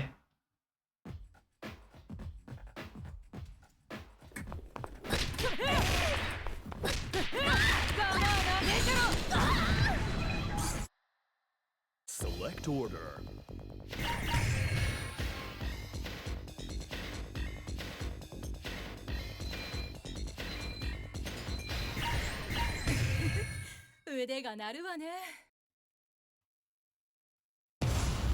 Nothing Okay. can stop this show.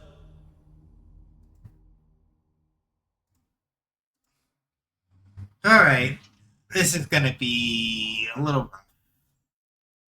Because, so, Vanessa as a King of Fighters character here's how this works basically. When she gets into close range, she's a monster, and she has several moves that make it easy for her to get into close range, but she has to get in close range first. It is very easy for Vanessa to like overextend.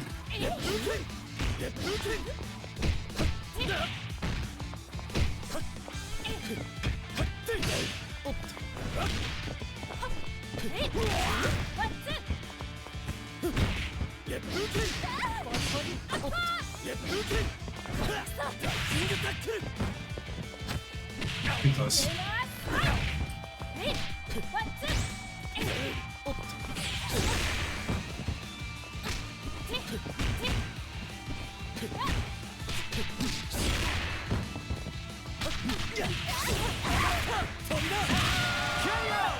Player 2 won't give up that easy.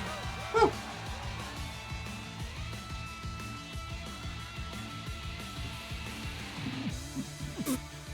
Round 2. Hamaru is kind of similar to Darlie in that, like,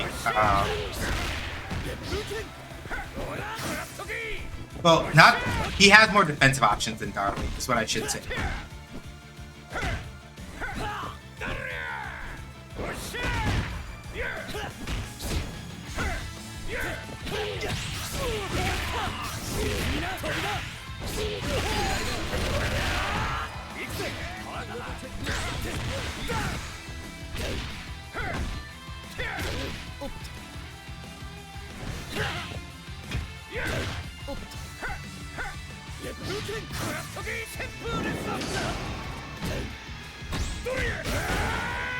Nope. Gotta hit confirm. You gotta hit confirm. You can't just mash. You can't just mash and throw your soul into it. You gotta hit confirm if you can. Sometimes you fuck up and you just do the thing without confirming and it happens, but...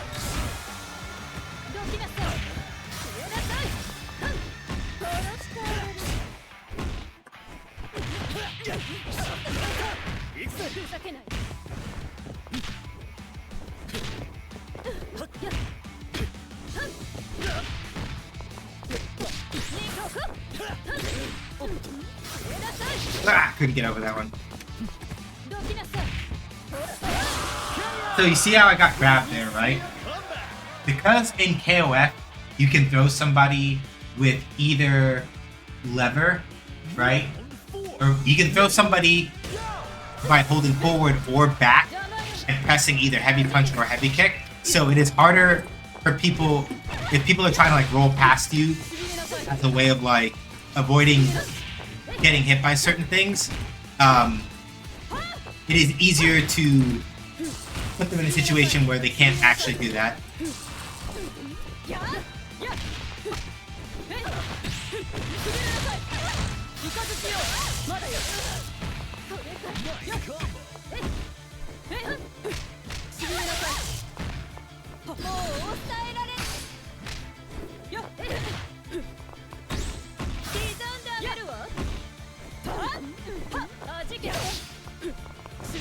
Ooh, good.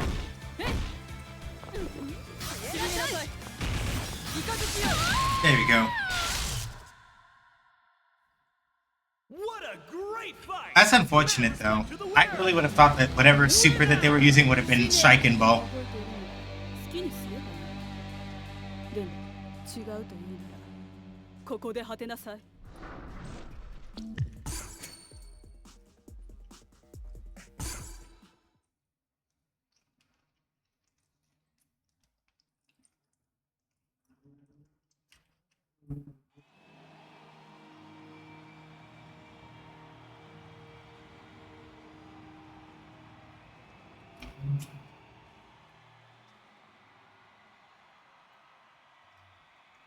限界まで Round 1 Ready Go!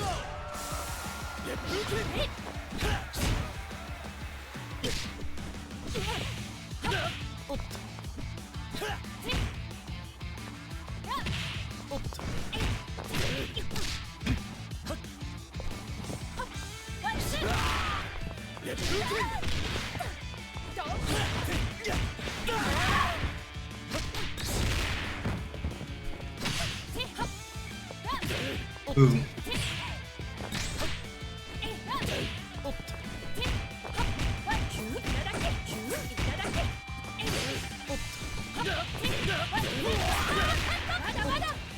Nah, you should have done the other one.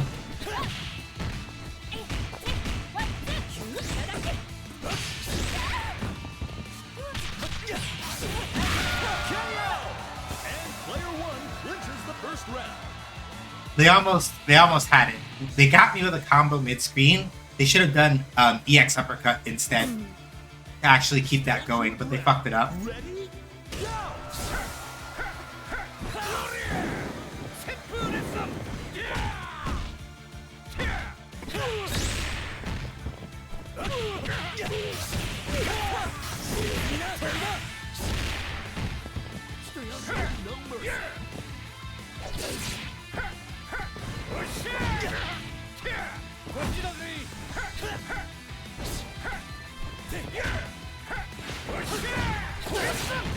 Ooh, good one.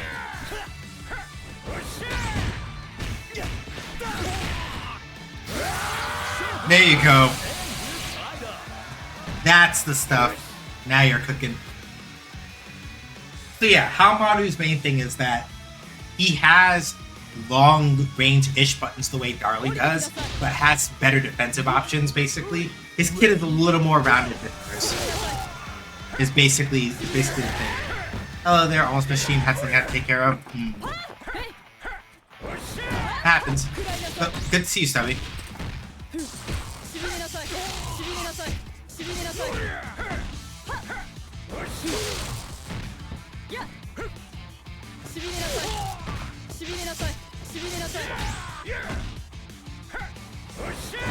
Nope.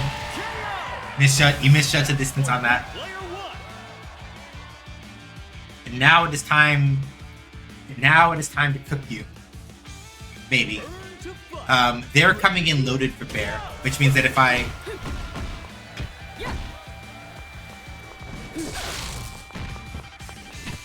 That's good. I was too close.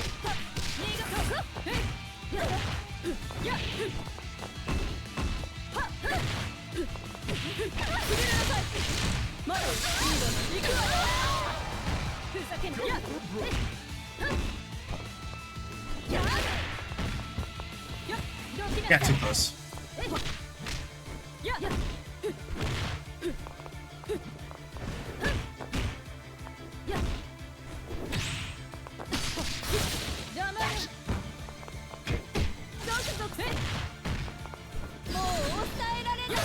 Oh. I'm dead.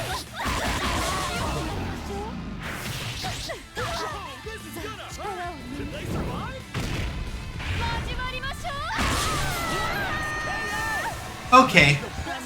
That's actually a pretty cool climax super. If I was a mature player, I would want to do that a lot too. I haven't seen the full thing before. That was pretty good. I don't know if I would have spent that much meter for the kill, but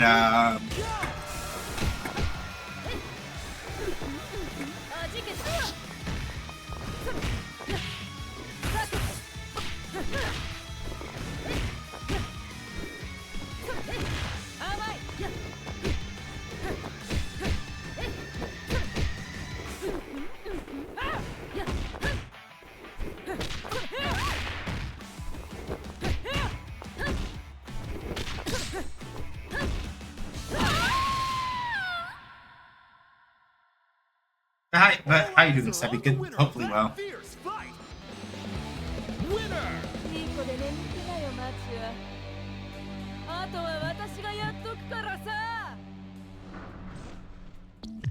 Oh, Vice. Silly Snake Arms wife. I love you so. Truly I do.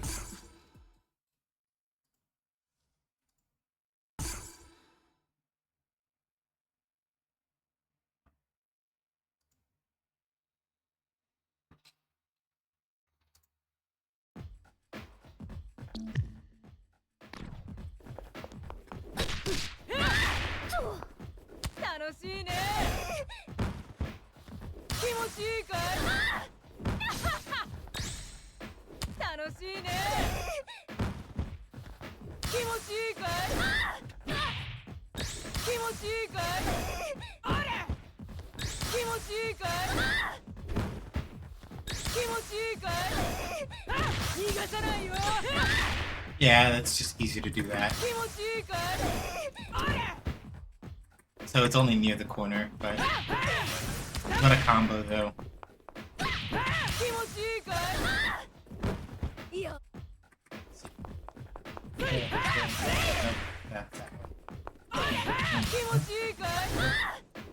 Damn it.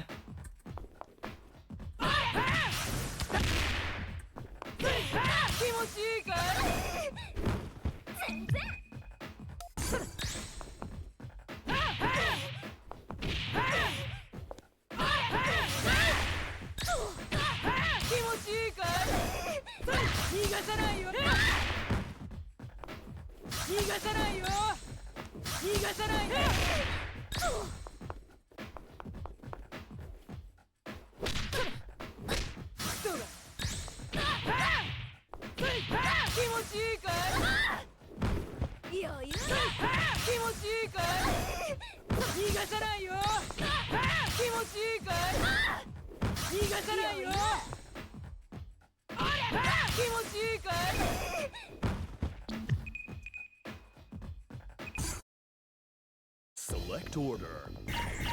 Oh, this is fun. So, this matchup is going to be interesting. So, Omega Rugal's main thing is that his Get ready for a battle of titans. limbs are really fucking big. Omega Rugal's limbs are really, really, really big.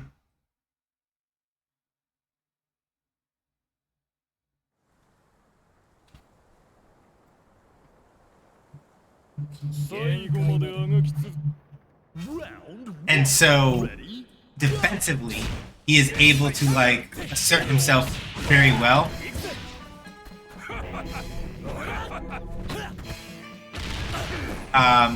He also has, like, a projectile reflector and stuff like that. That big-ass genocide cutter that you saw is in fact, like, an anti-air. And if you use it correctly, it is a reversal. So, like, approaching Rugal is very scary. His limbs are also just, like, fucking huge. There's also, like, laser and stuff like that.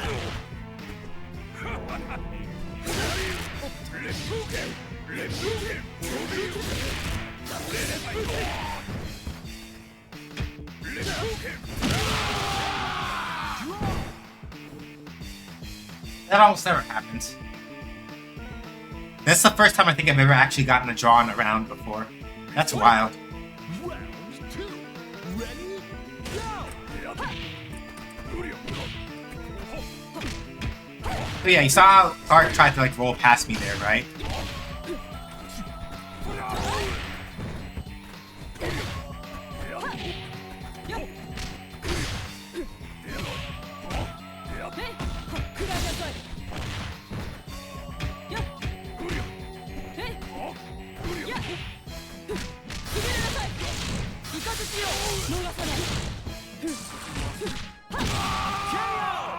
Player 2 takes another round. But because I was pressing the light button, or because I pressed one light button when Clark started rolling, I could press another one when he got behind me, and I checked him.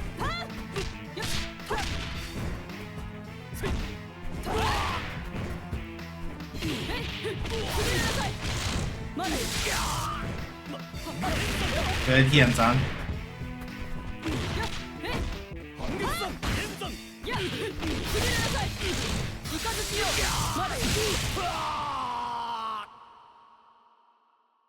What a great fight!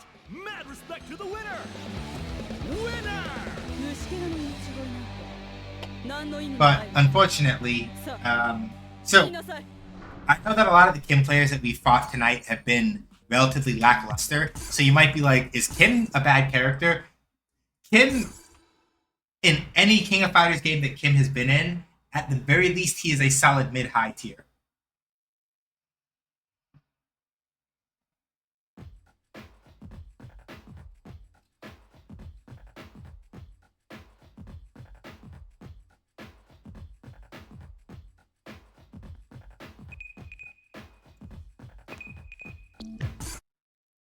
Select order. The main thing is that with Kim, you have to be relatively... I say a lot of the same things because it's true with a lot of characters. With Kim, the main thing is that a lot of his going-in options are very committal in certain aspects. Aside from, like, a very well-spaced Hangetsan, that little flip, the little, like, axe flip kick he does. A lot of the other stuff that Kim does to get in is very committal. So, on the one hand, his normals are at least okay. And he can like, pick a couple of sore spots with people in, like, the close mid-range. But with Kim, it's very easy to overcommit when you try to get in, and then you die that way.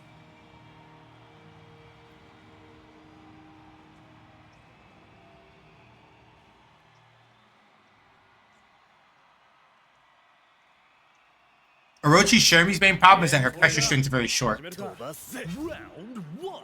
Ready? Go!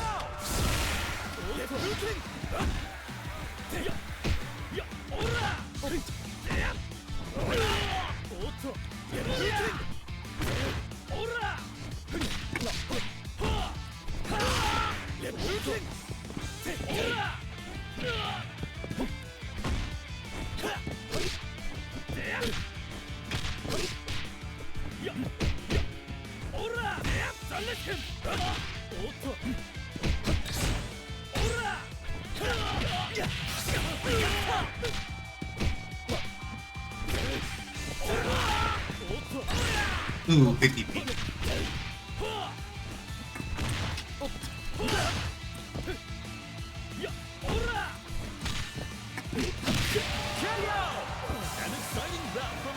So yeah, you remember how I was talking about how hops mean that you have to sort of, I talked about this like probably a week or so ago. Hops in KOF being the way that they are means that the space in front of you and above you is like prime real estate. So like buttons like that, for example, though they're a little slower, they're really good at like reminding people to like stay out of your airspace.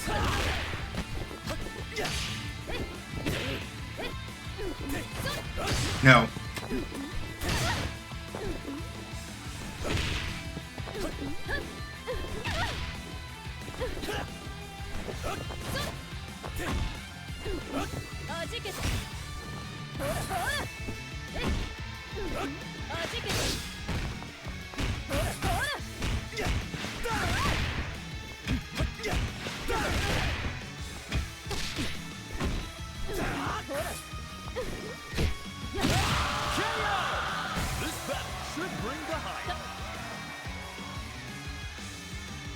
I think I should be able to clean this without too much trouble, because they don't have a lot of health back.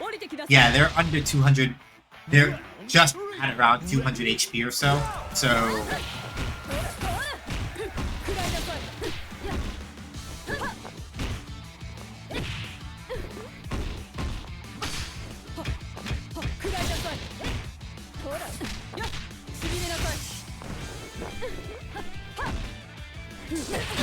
gotcha. So that's the thing, right? A lot of people assume with Orochi Shomi that because she has to commit really hard to those lightning balls, like, oh, it's like, alright, I can just kind of get in because all I have to do is expect it for lightning ball in the wrong spot. But that's what... That was the wrong time for me to try that.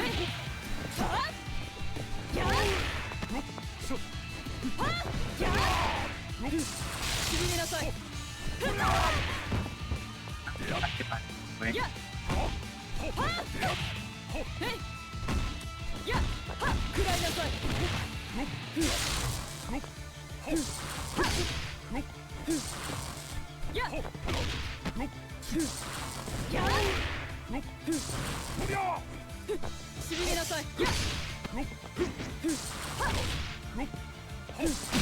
Case in point.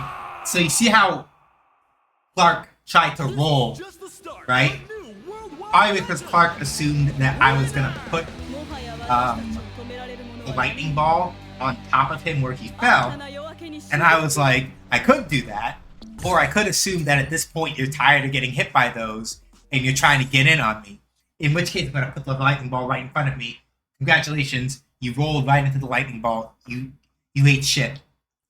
So while Orochi Shomi has really short pressure strings, she has a lot of options for what we call okizeme. I generally have more trouble with... Yeah. So here's the thing, right? Clark as a point or a mid character is really good. That's ideally where you want him. Because Clark does not need a lot of meter to do Clark things. He doesn't. So you can spend... like Clark in a point or a mid position is basically out there doing Clark things without really having to spend meter.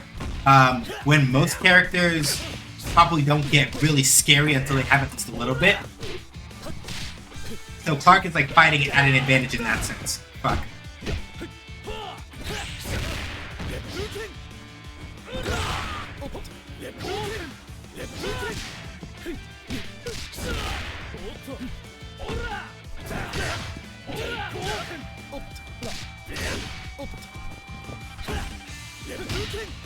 Ooh, right, good. So And player two. the flip side to that being what it is that, like, yeah, honestly, and this is this person's decision. If it was me personally, I would have put Clark point and Rio anchor. Because Rio is fine as a point character, but Clark as a point character is a lot better for, like, building meter and, like, letting you hold that in ways that are more helpful for you in the long run.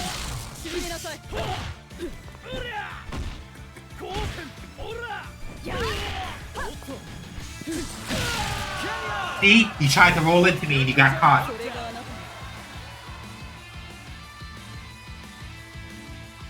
Because it's not that Clark can't do anything when he has meter. It's just that a lot of his cash outs, relative to, like, the work that you have to do to get them set up, not really worth it. So, like, having him as like,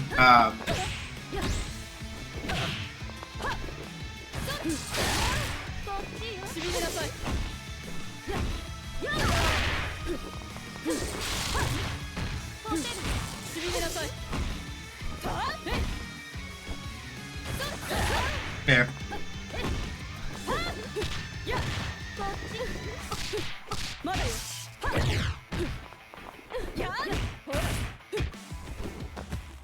Fair.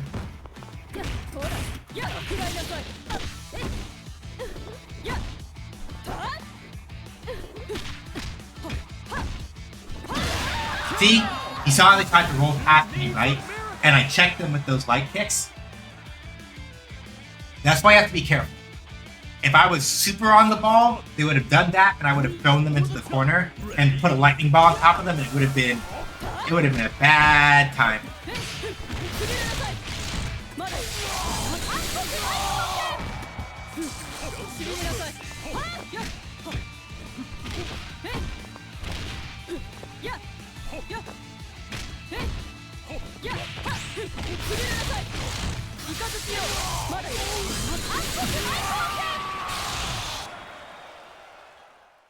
The goddess of victory smiles upon the winner.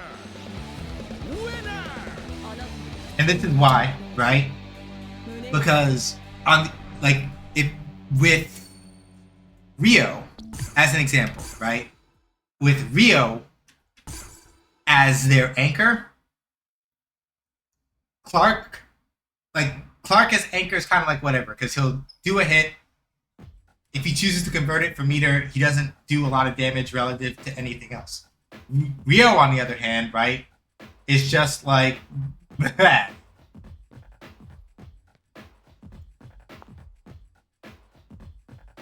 Like, Rio will, like, sit down and clap your cheeks if he has meter and you fuck up and you give him an opening. Rio will clap your cheeks. He dumps really hard when it comes to that sort of thing.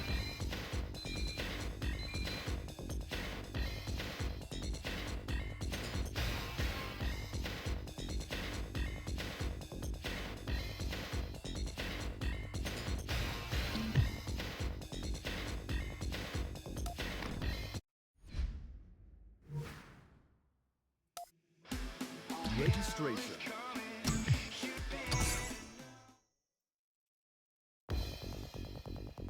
Select member. Witness the dawning of a new era of martial arts competitions.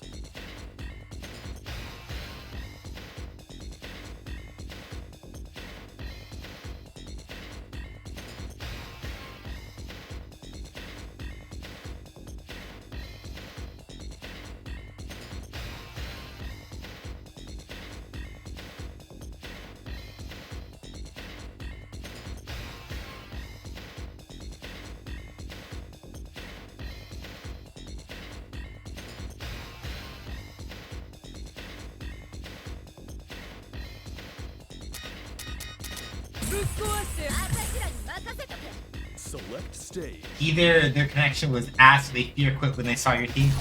Yeah, either or. It could be either of those, truthfully. Nothing will stop this show.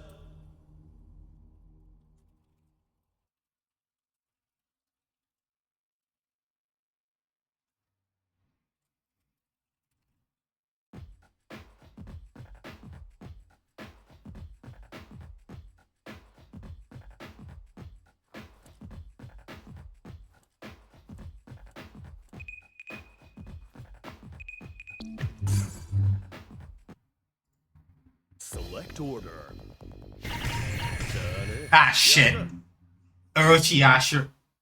I don't know about Orochi Anchor because he has the same problem. Oh, this is somebody that knows how to play this game.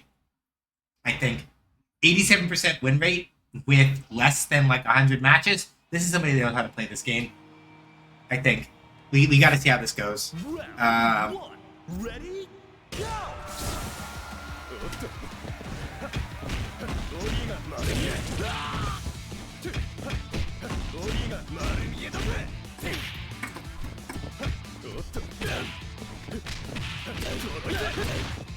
Yeah, they know how to play this game. This is somebody that knows KOF.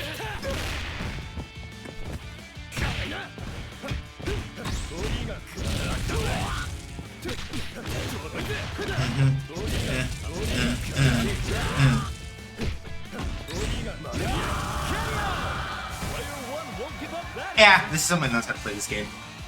I'm gonna get cooked. I can make them sweat for it, but I don't know if I can hold it.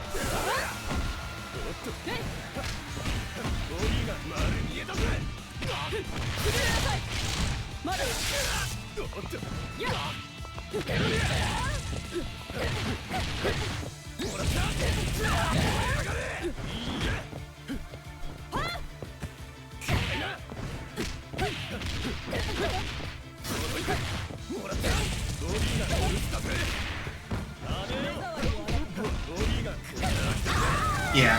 So Kyo's whole thing, in case you can't tell, Kyo's whole thing is that he has these chain punches that he can do, and he has different options for like going toward an overhead, going toward a low, etc.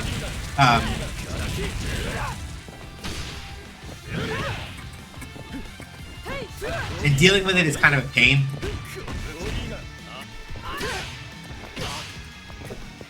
Because good Kyo players will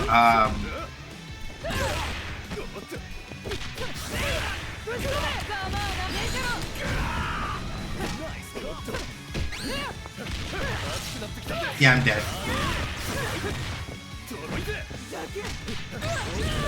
Yeah, this is how you can tell with somebody that knows how to play. If you want to know how to Like, this is the person to ask. Winner! when they don't hesitate, especially as like a Kyo player, when they don't hesitate, but more importantly, like they're not doing wild and wacky bullshit trying to get ahead of you, that's how you know they know how to play. Because like a lot of Kyo players who are just new to it will be doing like really weird aggro crag stuff, but this person does good rolls, relatively good hops, right?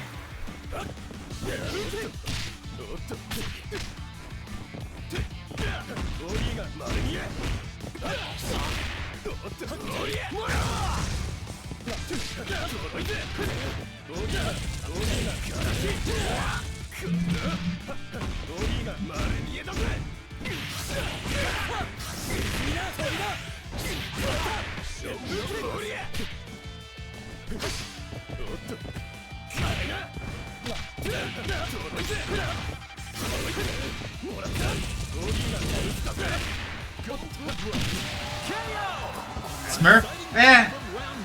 Doesn't really matter. You can't really, like, watch it be some pro on a Smurf account. Could be.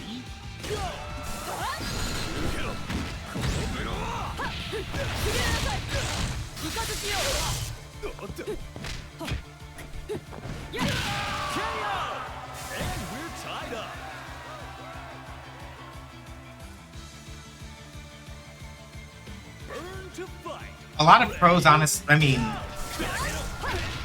some pros do play online, but like a lot of them will usually. Nope. No.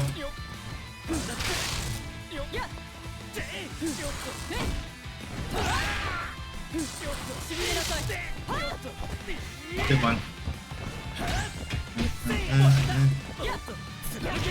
Yep.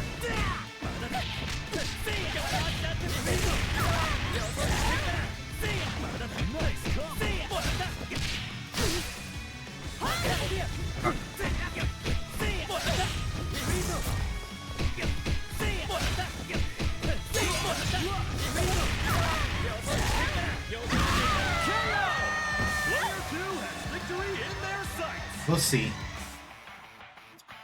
I almost had it there, but Round 4. Ready? Go!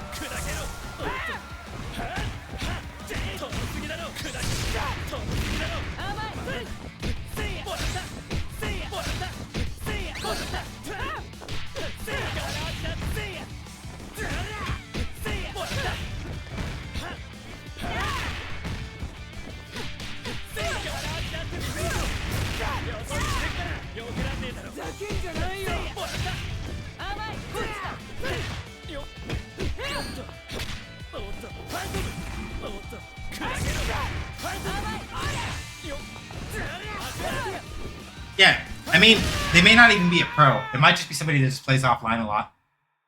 What a great fight! Mad respect You to the know, winner. like that's the point that I would have made if I was paying attention to the things that I was saying. It can be somebody who's not a professional but just happens to play offline a lot. And it's like, all right, either or they go play or they play a lot of casual matches more than they do ranked matches. Which is why I'll put it like this. Usually, right? And this is not like a hard and fast rule, but like usually, if somebody has a relatively high win rate relative to the number of matches that they've played, and they have a relatively high rank relative to that, that is usually the indicator. Not always, but usually the indicator that this is somebody who has played enough of the game that they have at least some understanding of how it works. But rather, like, it could have been a Smurf, but realistically speaking, Gotta hurt. I'm also willing to believe it could be somebody that just plays a lot offline and doesn't play a lot, and either doesn't play a lot of ranked matches or doesn't play a lot of online matches at all, really. It could be either of those two, and I think it would make sense. You feel me? Select So, yeah, and honestly, in fighting games, relatively speaking, how do I put it? Let me speak for myself. Speaking for myself, I sort of don't care when it comes to fighting games. Like, oh damn, I fought somebody that's smurfing. It doesn't really matter to me all that much, because I'm mostly just here for the experience. It bothers me more in like League or like Marvel Rivals or some shit than it does in fighting games, and I couldn't tell you why, except for the fact that, like, I don't know, it just doesn't.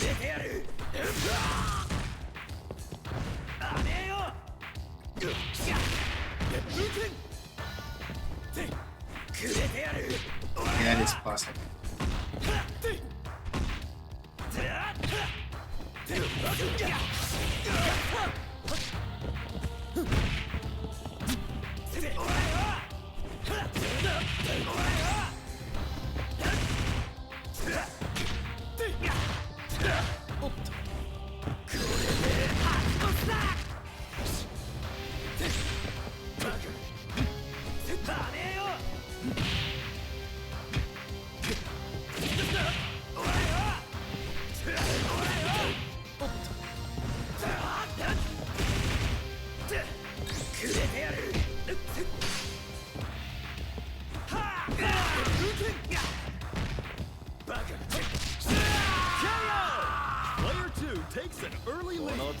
I can say I've never gotten hard, I've never gotten beaten at a fighting game as hard as I have when I played someone at least one Friday night at my university's bar thing. Yeah. So with that person, if they are just somebody that plays offline a lot and then just rarely comes online, that would explain that.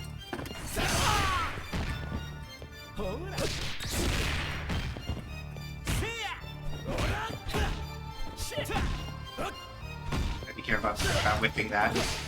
Yeah, it's fair.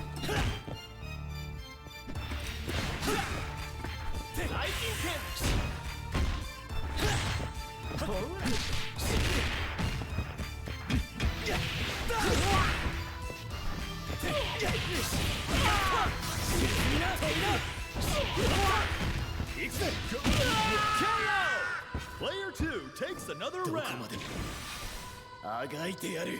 I could have burned a little bit of extra meter in order to get the kill, but I was like, I don't really need to do that. Round 3. Go take it up with Polnareff.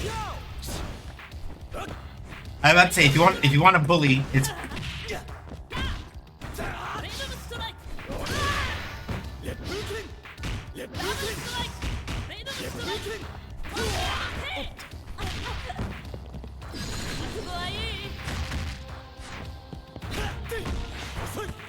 not what I wanted to do there.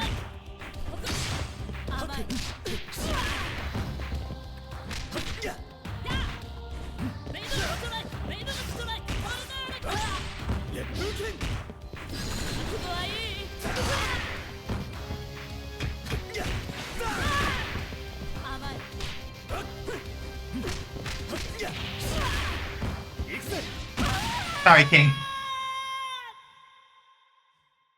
If you want to know how to win, this is the person to Like, I'm pretty sure he's literally modeled on Polnareff. Yeah. Benimaru, I have to double check to be absolutely sure, but Benimaru, yeah, OCV. I wasn't even thinking about it. Yep, OCV. E. That happens very rarely for me. Thank you for the congrats. Round 1. Ready? Go. Normally, I usually wind up overextending too much with rock, and I get like really fucked up as a result.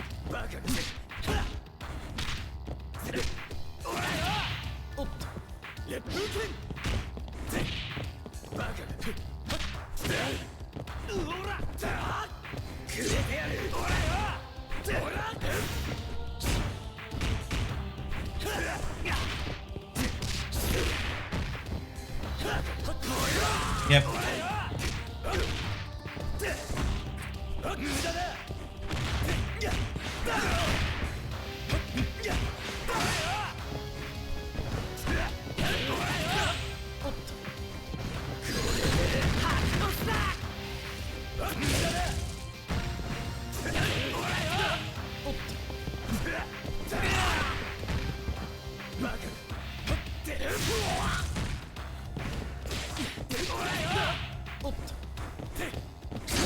Yeah, normally this is what happens.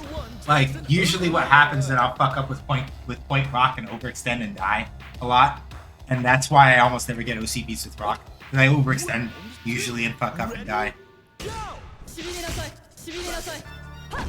And there are entire parts of Rock's toolkit that I don't use. That I kind of wish I could use more effectively, but I have a hard time with it, so I usually don't. That's fine. Plus.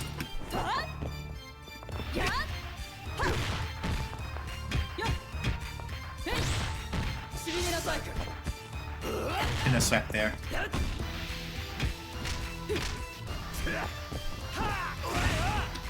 His opponent. No. He's still in nerf jail. I think they buffed him a little bit, probably. But Cronin is never getting back the bullshit that he used to have, where it's like, oh, Law hit you with a DP. I just ate like 50% of your health.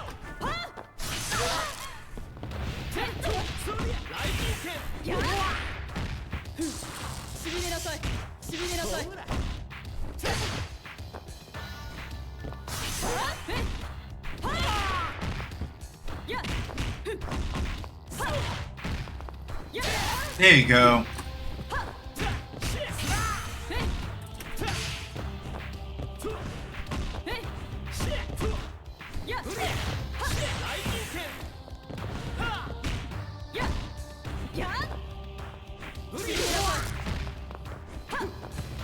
I jumped too high up. Okay. Only their anchor remains. See you next time.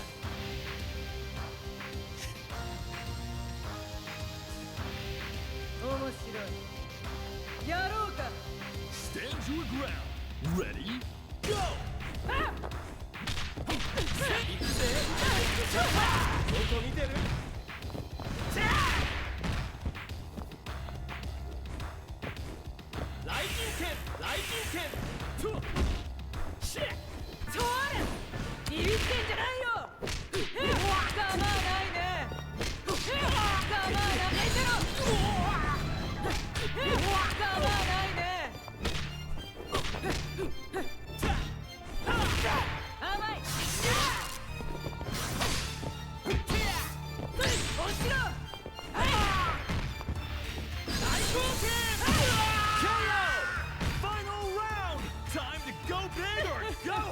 All the versions of that move to use. Why that one?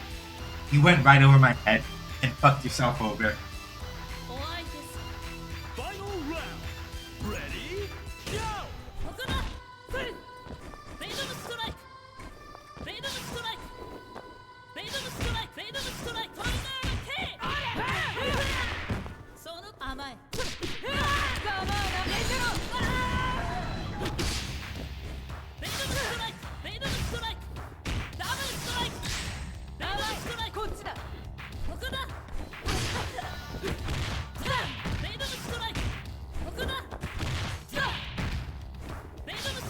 Fuck.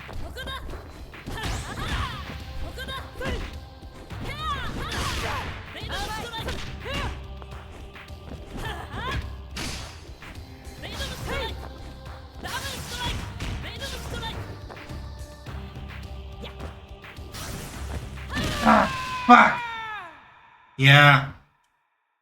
All eyes are on the winner of 1-1, I think. Winner! Hi, Sin.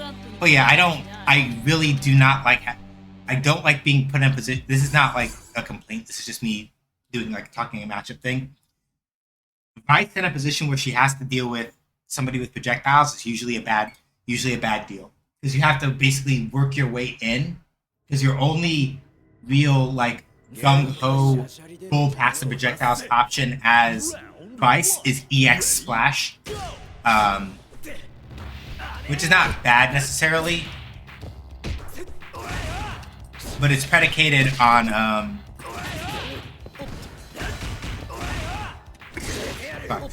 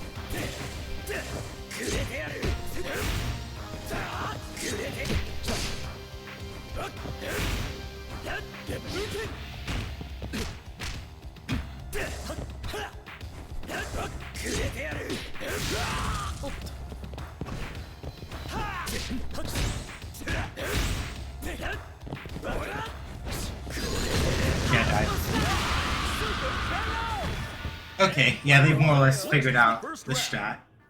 Kind of. But I think I might be able to make it work if I can pester them enough with the Roshi Shermie and crack them.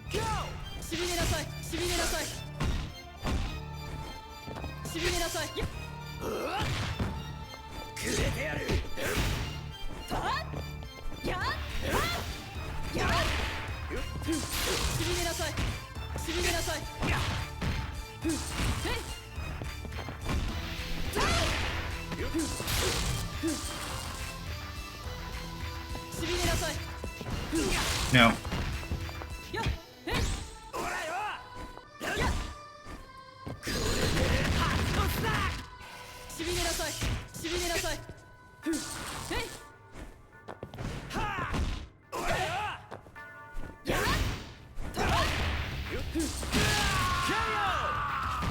And that was it.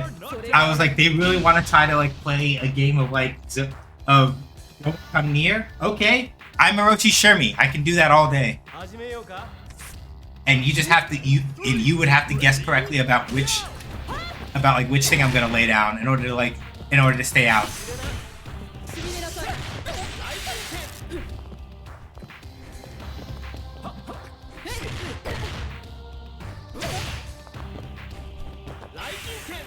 バカにシェッライジング剣しびれなさいしびれなさライジング剣いしびれなさいしびれなさいしびれなさいやっはっしびれなさいまだよやっ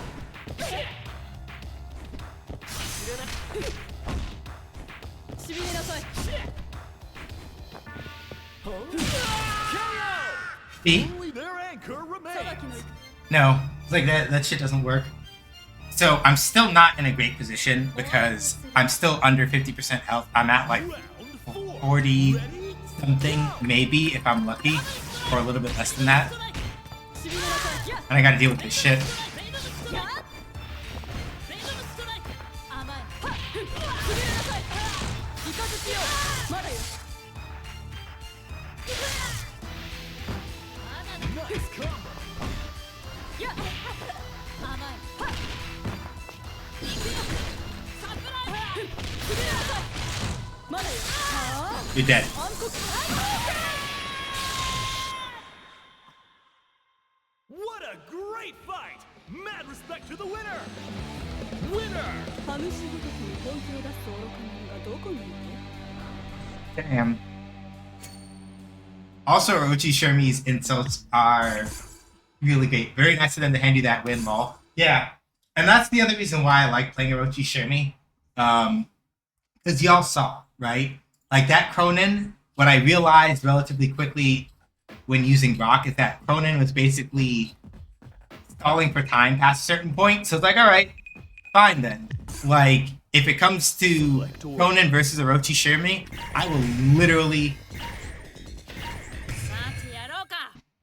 literally just wait it out, right? Get ready for a battle of titans!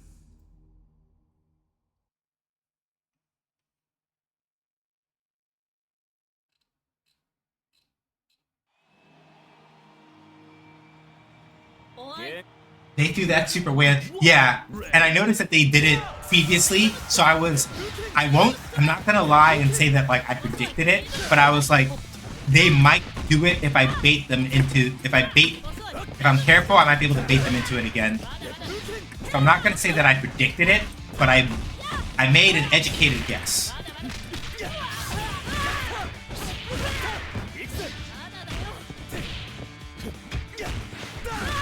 Get one of those. Trap shot.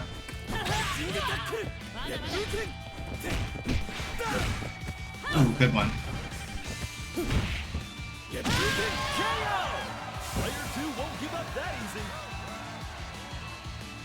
I was a little close for that. If they'd done a wake up throw, I might have gotten hit. Okay, mid-view.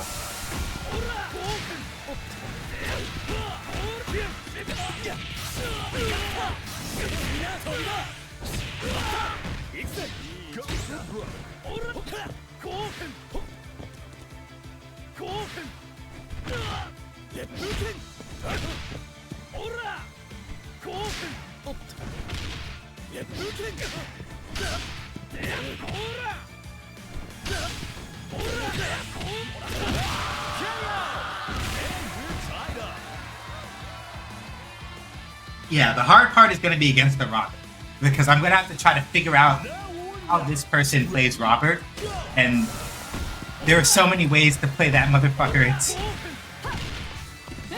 Yep.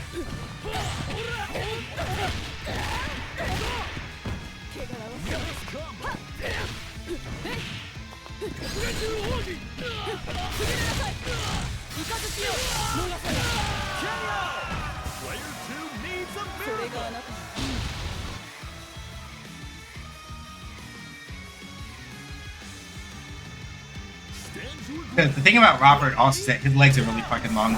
So like, it is very easy for Robert to sort of pest you with his kicking normals, and you kind of just eat a bunch of shit.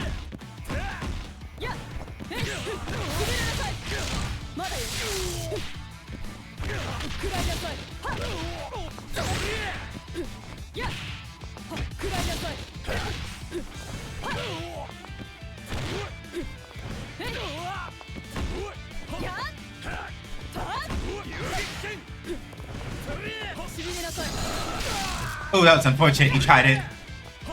しびれなさいしびれなさいしびれなさい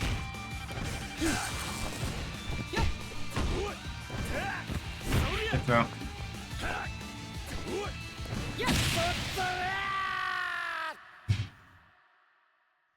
And then the one thing that I said, also commercials coming in soon. Sorry, ads are coming soon. But like, the one thing that Robert is really dangerous with doing, and they didn't do it, use his legs. Robert's legs are really fucking obnoxious, and that's how he enforces his space control. If you don't do that, you're missing out. 限界まで飛ばせ Round 1 Ready? Go!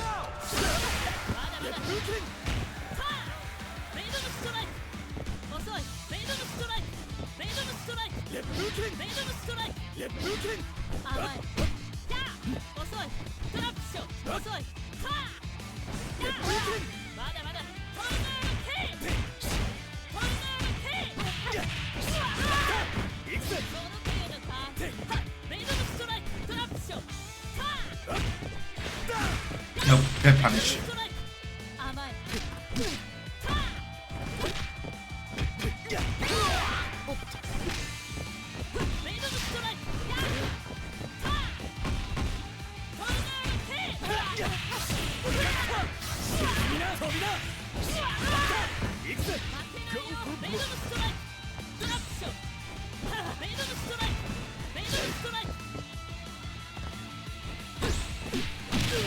Yeah, I'm like, they're not gonna approach unless they absolutely feel like they have to.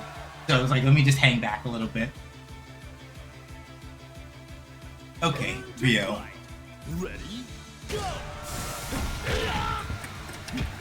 I actually got to use crack counter. I'm really happy about that. I actually got to use crack counter. I almost never get that, because I'm never confident in when somebody's gonna press a button to try.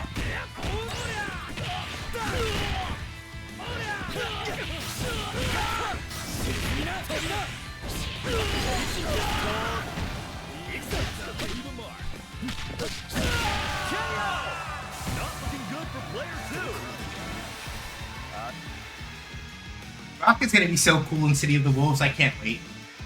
My man is gonna go wild. It's gonna be so good. Thank you.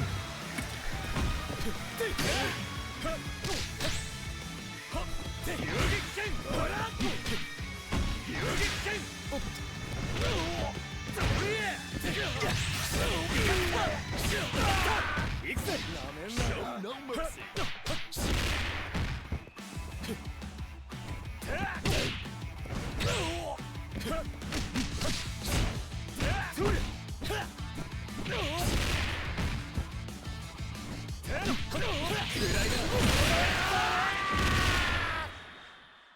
Oh shit! Guess what it is? O C V.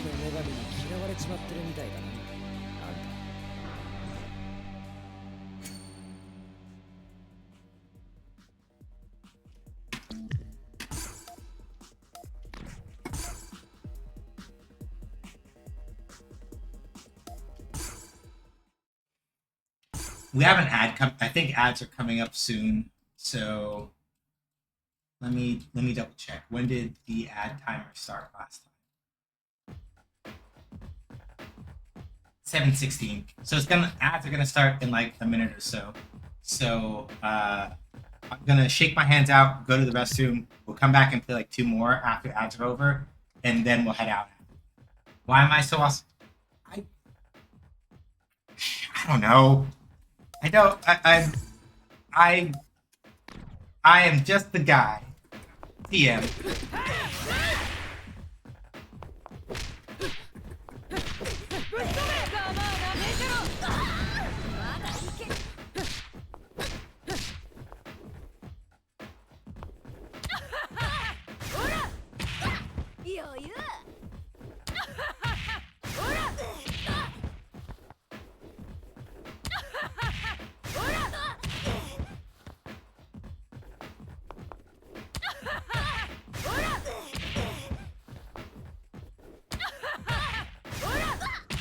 痛いよ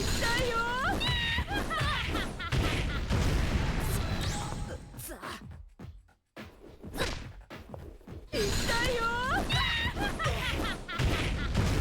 まだいけるし痛いよもう逃げられないねほらいい声出しなよ Can they survive? ぶっ壊れたあ I'm gonna use the restroom real quick. I'm gonna go to AFK because ads will be done by the time I get back. Or probably. So I'm gonna go to the restroom real quick. Once ads are over, we play 2 more matches and then I'm good, I think.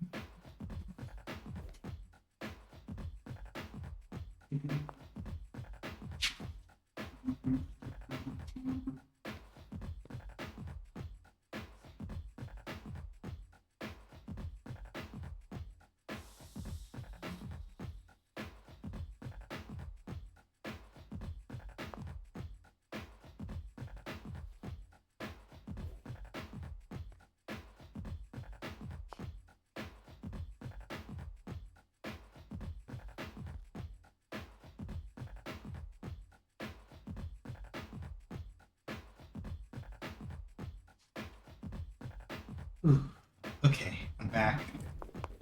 It's clear in a little bit, probably. さあまあなめてろぶっ飛べ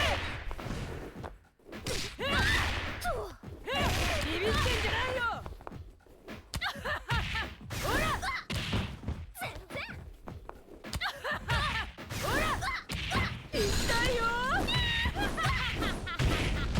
砕けろ Nice combo. もう逃げられないもう逃げられないぶっ飛べざまあないねビビってんじゃないよ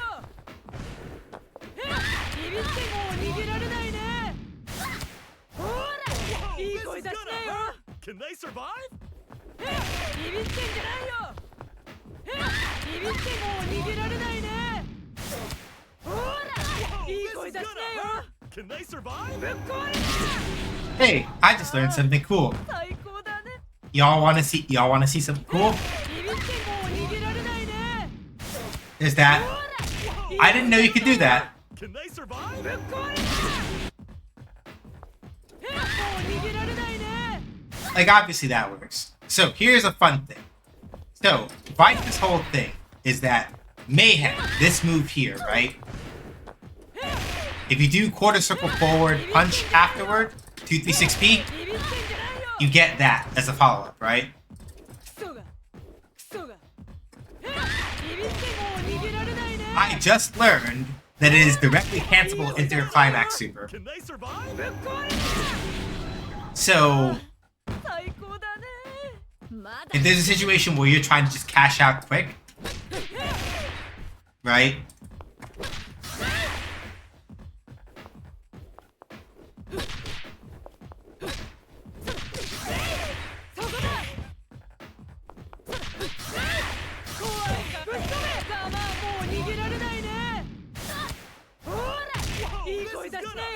Can they survive? That works. And I didn't know that.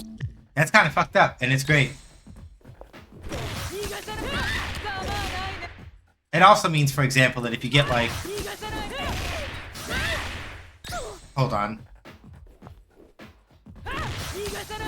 If I do this correctly. Pretty good damage too, yeah.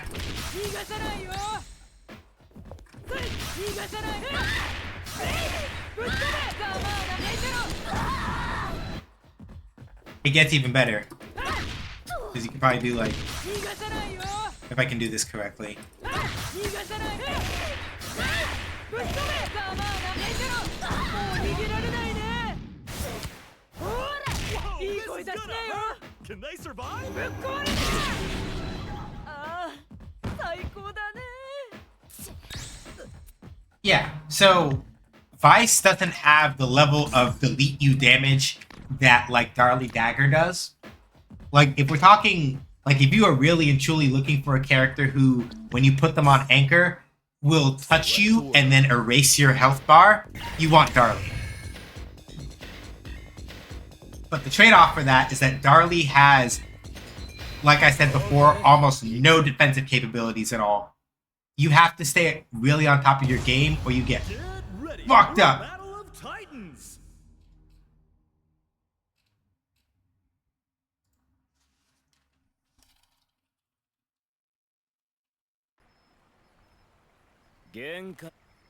Round 1. Ready?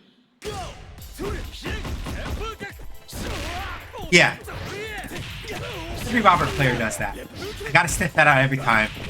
Robert players, for some reason, just love after certain situations where they think you're gonna press a button. Like after, like some... Ooh, yeah, I got hit by the fireball. That was funny.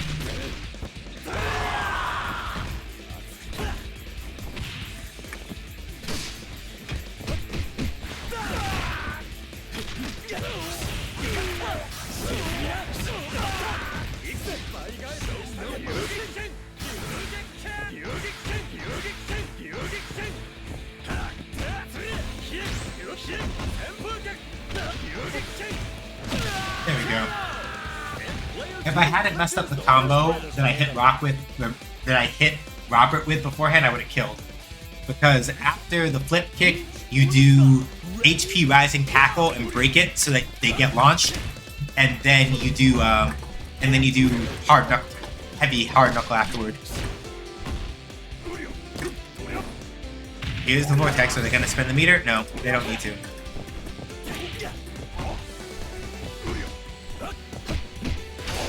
There.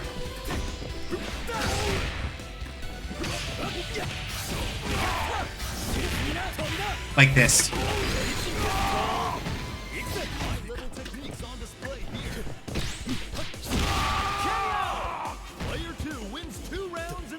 I should have probably used Shine Knuckle there because that would have pushed Clark closer to the corner.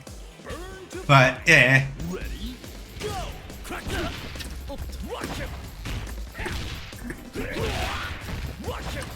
And this one's gonna be a little rough.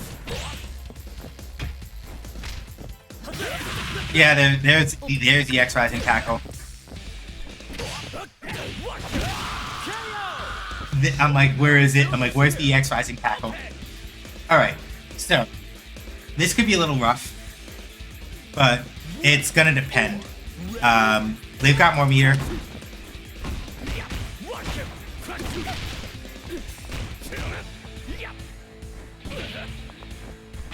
And crack shoot is really...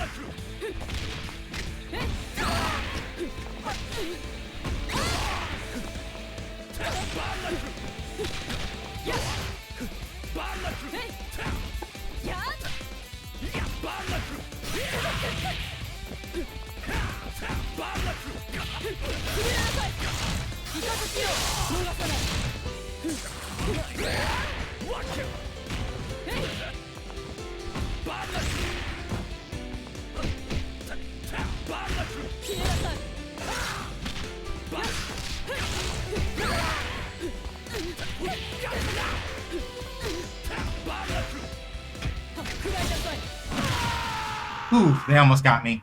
So, an important thing to note about King of Fighters 15. When you do raw max mode activation, and your character is glowing blue, right?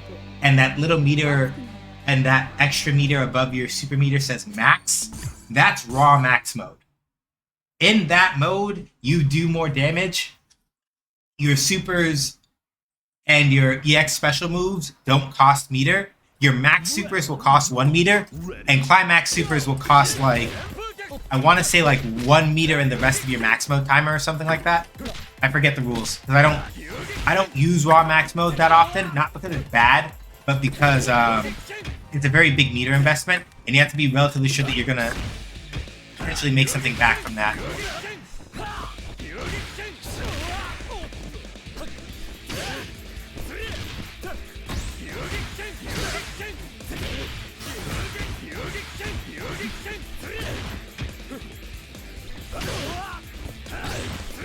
Remember how I said that when Robert uses his legs, that's the advantage? This is what I meant.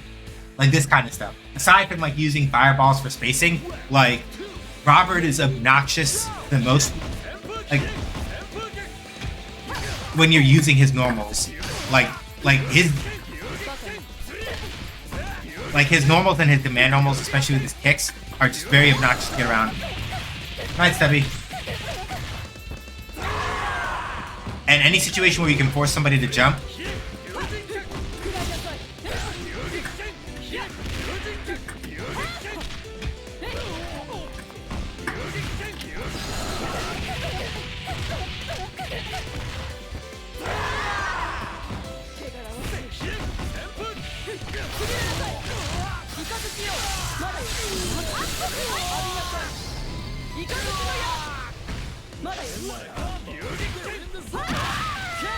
Should have just laid a fucking. I should have just laid a kiss. I put a kiss right there, would have died. Done deal. Ready? Go!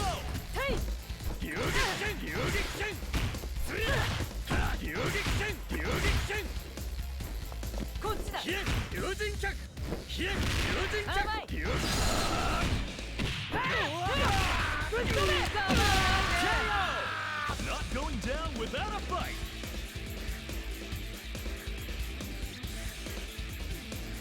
Reach for the top. Ready? Go!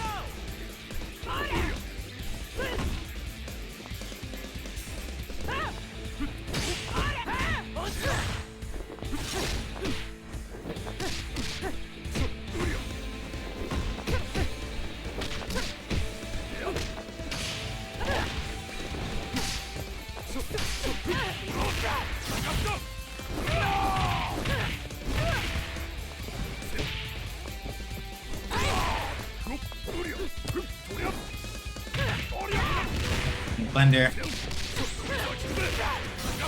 Yeah, I'm done. Oh. Yeah, so remember how I said before the last time I fought a Clark? Like, yeah, like Clark, once he puts you in the blender, you just. This is the kind of problem you run into. Basically, Super Argentine Backbreaker gives Clark an incredible amount of options for Oki, and it's really, really. It's difficult to deal with if you don't guess correctly, because it's like he can use Super Argentine Backbreaker, do a jumping normal, Super Argentine Backbreaker, run up, do armored Super Argentine Backbreaker, you know, that kind of shit.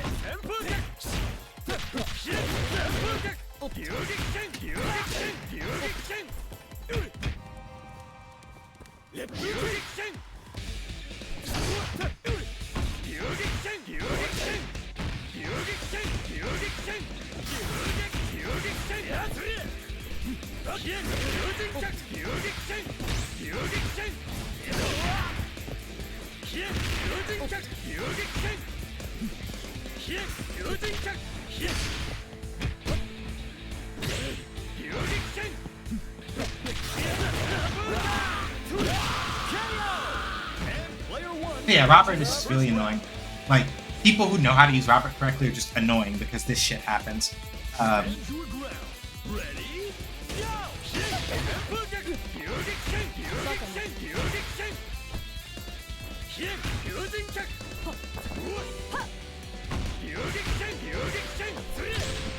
That's an overhead if he does it wrong. So, like, there's also, like, that.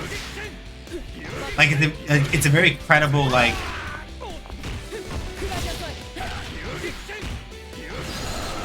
Fuck! Lore-wise, who's my favorite KOF character and why? I will answer that after I'm done getting cooked.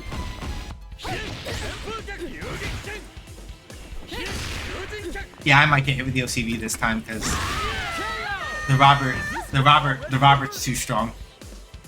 Can't deal with that. It's not impossible, but Ready? Go! Hit! Tempo kick! Ryugiken! Ryugiken! Ryugiken! What?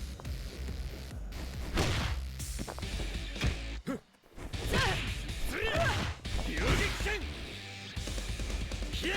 Ryugiken! Ryugiken! Hit! Ryugiken! Hack! What? 甘い Hit!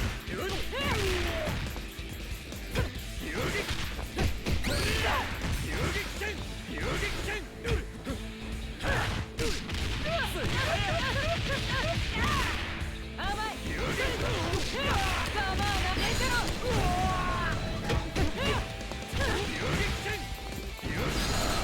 Ah, fuck, yeah, I died. Honestly, that's a hard question, Cal. I'm not really sure. You want to know how to win? This is the Um, winner! I guess off the top of my head, I know the person I immediately thought of was Leona. And it's mostly because Leona as a character is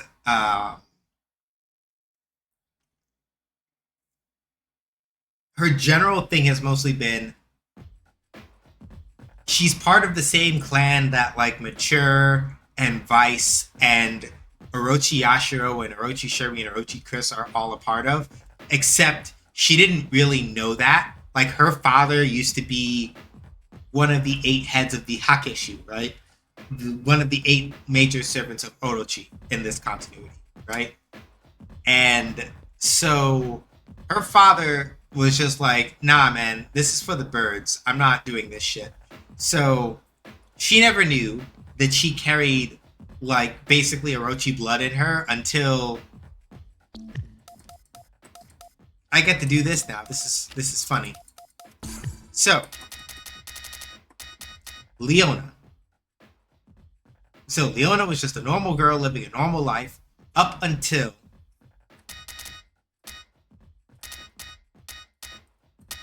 Gernitz, who is one of the Hakeshu alongside Orochi Yashiro, Orochi Shermie, Orochi Chris, Mature, and Vice. And I think technically Yamazaki might also be, but he doesn't really give a shit. But anyway, Gernitz was like, hey, Leona's dad, you're gonna come back and do this thing, right? For Lord Orochi. And Leona's dad, Gaidel, was like, no, I'm not gonna do that. And so Gernitz was like, all right, cool. Hey, Leona, go berserk. And she kind of, she went berserk. She was basically induced into a berserk state and like horribly massacred. I'm getting to the why I like her here. The point is that after that happened, she got taken in by Hydern, who was also in this game specifically. And Hydern basically raised her and tried to take care of her and was like, all right, we'll do this military. Basically, Hydern raised her like a military brat, but she was very withdrawn and kind of like antisocial. And at one point, very much like willing to self-harm if it meant that the curse of Orochi would be dissipated forever. But basically, her appearances in the KOF storyline have gradually been leaning more and more towards controlling her strength to the point now where if you play Leona in King of Fighters 15, she can actually use, for a brief period of time without like freaking the fuck out, she can actually use her Orochi powers. And so like a whole, like one of the major sort of things of her storyline has been about like, you know, Leona learns how to open up, Leona learns how to trust people. And that's why she's one of my favorites. Not necessarily because of like all of like the tragic shit that happened, but because she has become more confident in her ability to do the things that she needs to do to protect the people that are important to her, and she's not afraid of her power so much anymore.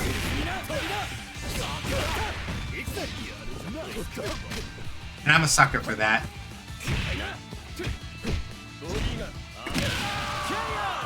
So that, I guess her for that reason. Basically.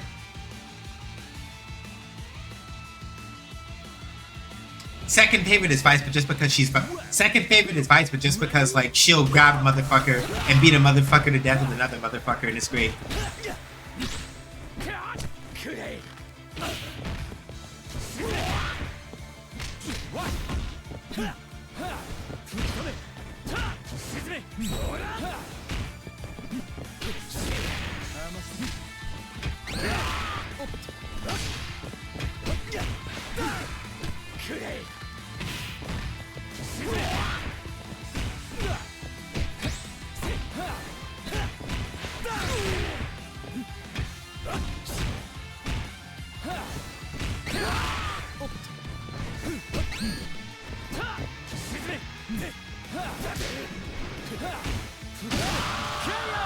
Lamau, the exposition of those hands is lovely. Yeah.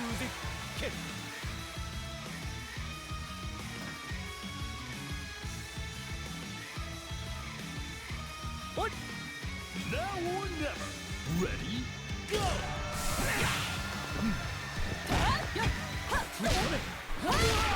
甘すぎる。しびれなさい。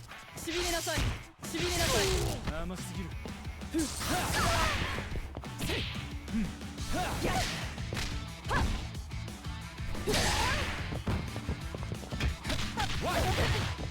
I came out worse than that trade.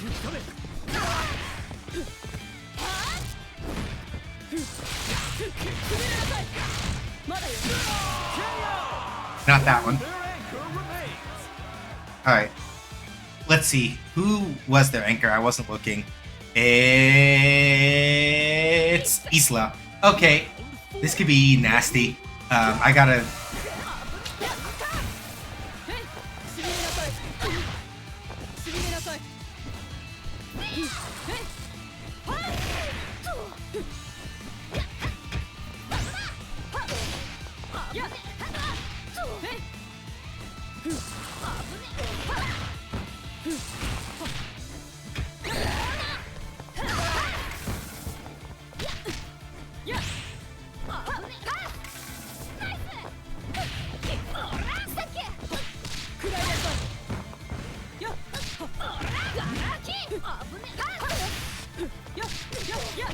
Yeah, we'll just do this.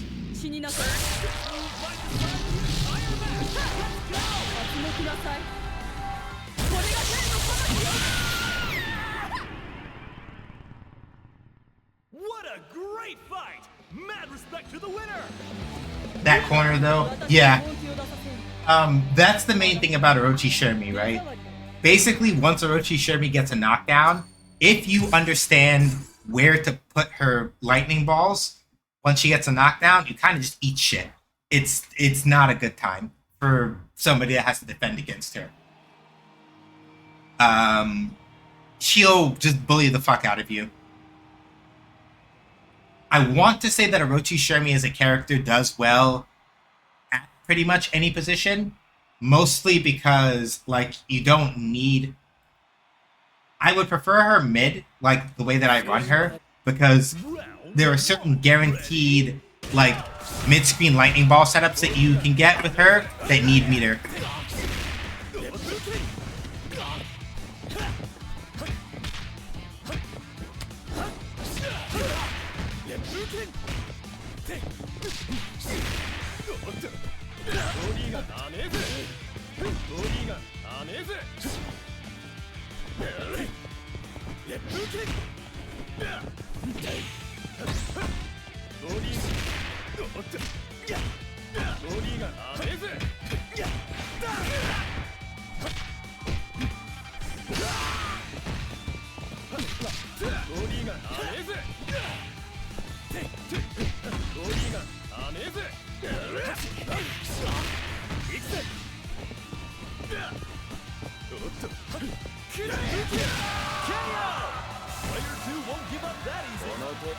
So happy I got Rock's command throw. I forget to use it a lot, so like it's like I want to use Rock's command throw a lot more, and I always forget. But I actually got it that time, and I got the break input, and I got the follow up. Normally I fuck up at least one of those.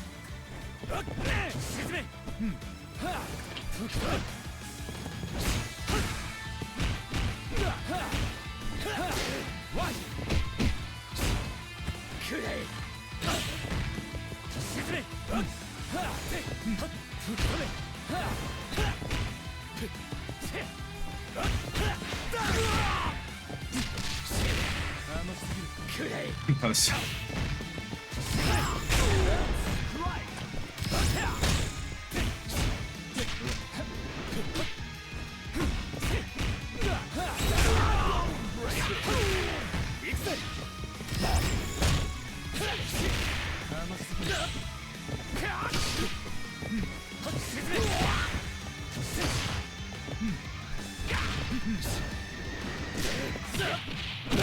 If you punch the sand clone, you take damage.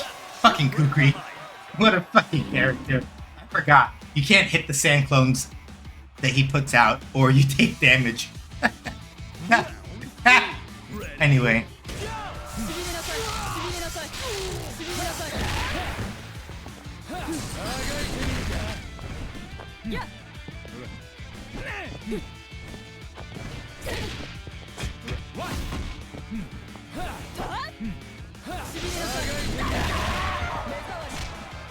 No. Why'd you jump? Don't do that. Orochi Shermie's crouching heavy punch doesn't hit directly over her, but that shit reaches too high up. You can't jump it. You can't jump there. Don't do that.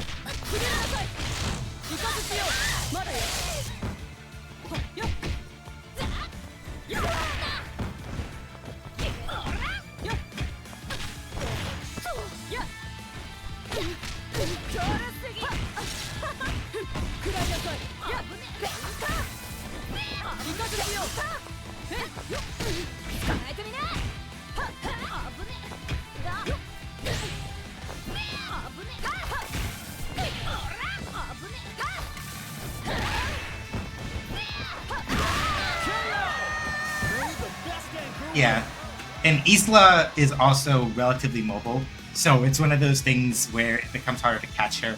Now I'm coming in at a meter deficit, and I have to work around someone who can out-zone me. This is going to be a little bit of a pain.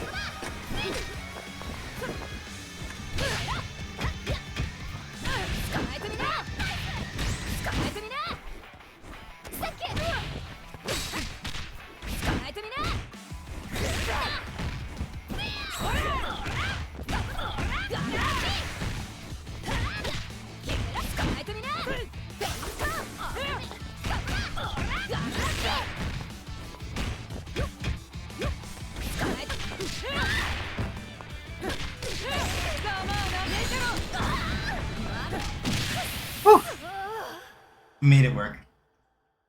All eyes are on the winner of that fierce fight. Winner! 弱いね。その役立たずな手に頭でも撫でてもらうといいよ。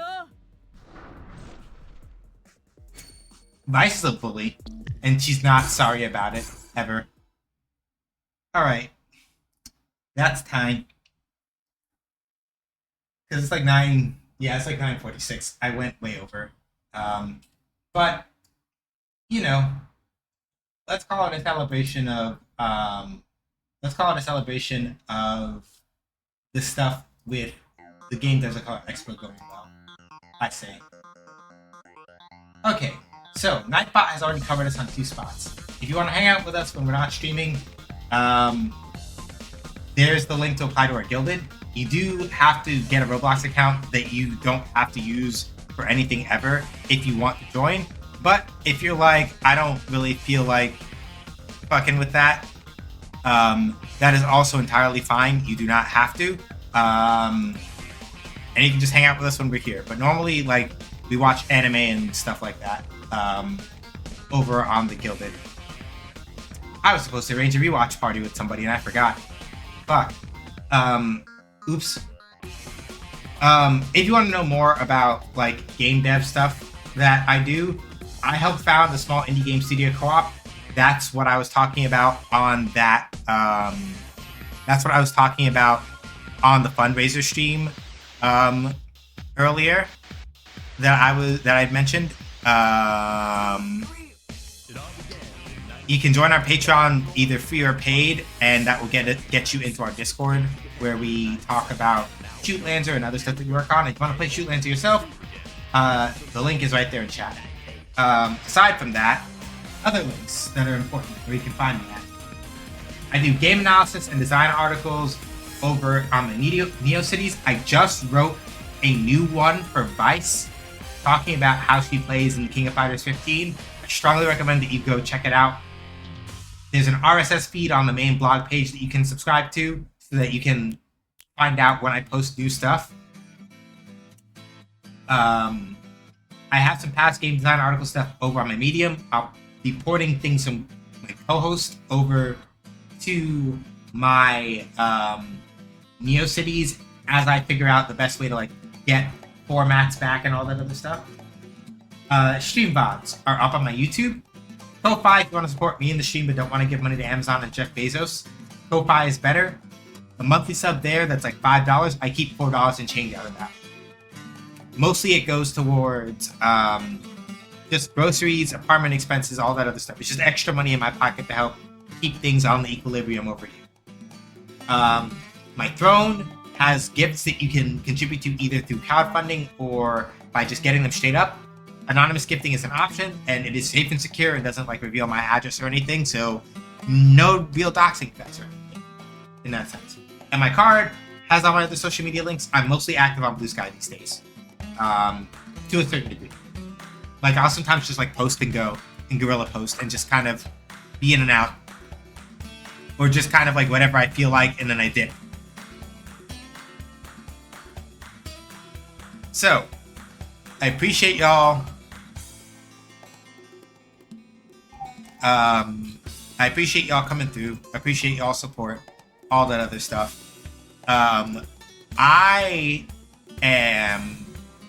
We appreciate you too. Aw. Alright, I'm gonna figure out who we're gonna go hang out with, and then I'm gonna drop you all off of the raid. So let me see here.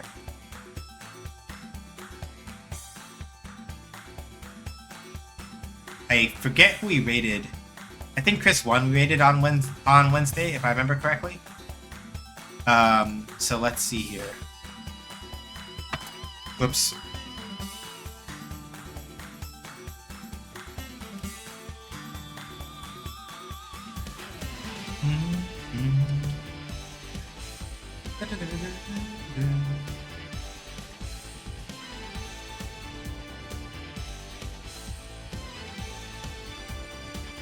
We are not watching Data Dave do that.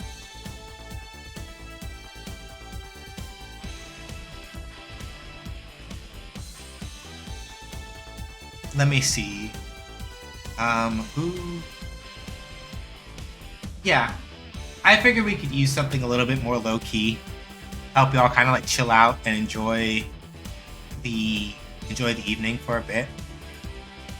So, after all of that,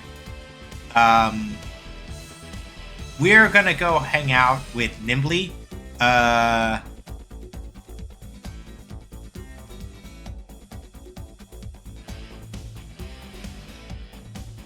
Nimbly is like super chill, super like the vibes are like super chill, super relaxed, all that other stuff. Good contrast to like me, like swearing and being silly and all that. Right now she's playing Infinity Nikki, so we're gonna go hang out with her.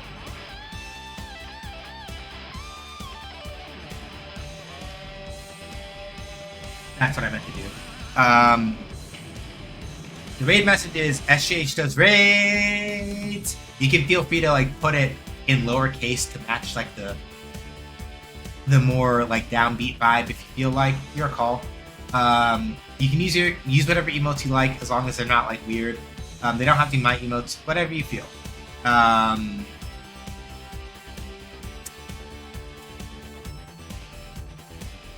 Stream schedule. That's what I meant to talk about next. Next Sunday, this upcoming Sunday, is going to be more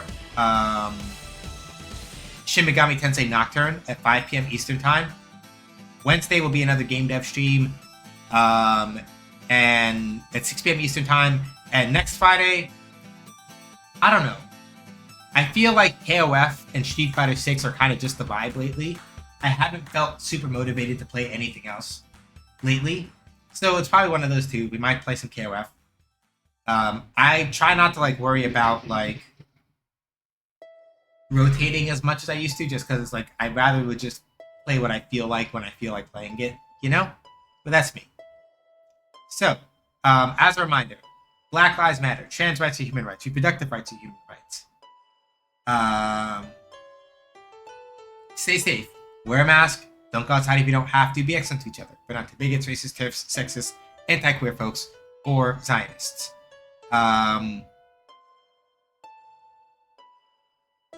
I may have said this, I'll say it again though. Palestine, the Sudan, the Congo, New Caledonia, Haiti must all be free. None of us are free until we're all free. Take care of each other. If you can't do anything big, find people that are already doing the work in your area, in your neighborhood, however you can contribute, and do what you can there. And if all you can do is keep on keeping on, then that's okay too. Sometimes like just keeping your shit together is the most radical form of resistance that you can mount. You know what I mean? So, take care, y'all. I'll see y'all when I see y'all. Have fun with Nimbly. Enjoy Infinity Nikki being generally more chill than all this nonsense that we get up to.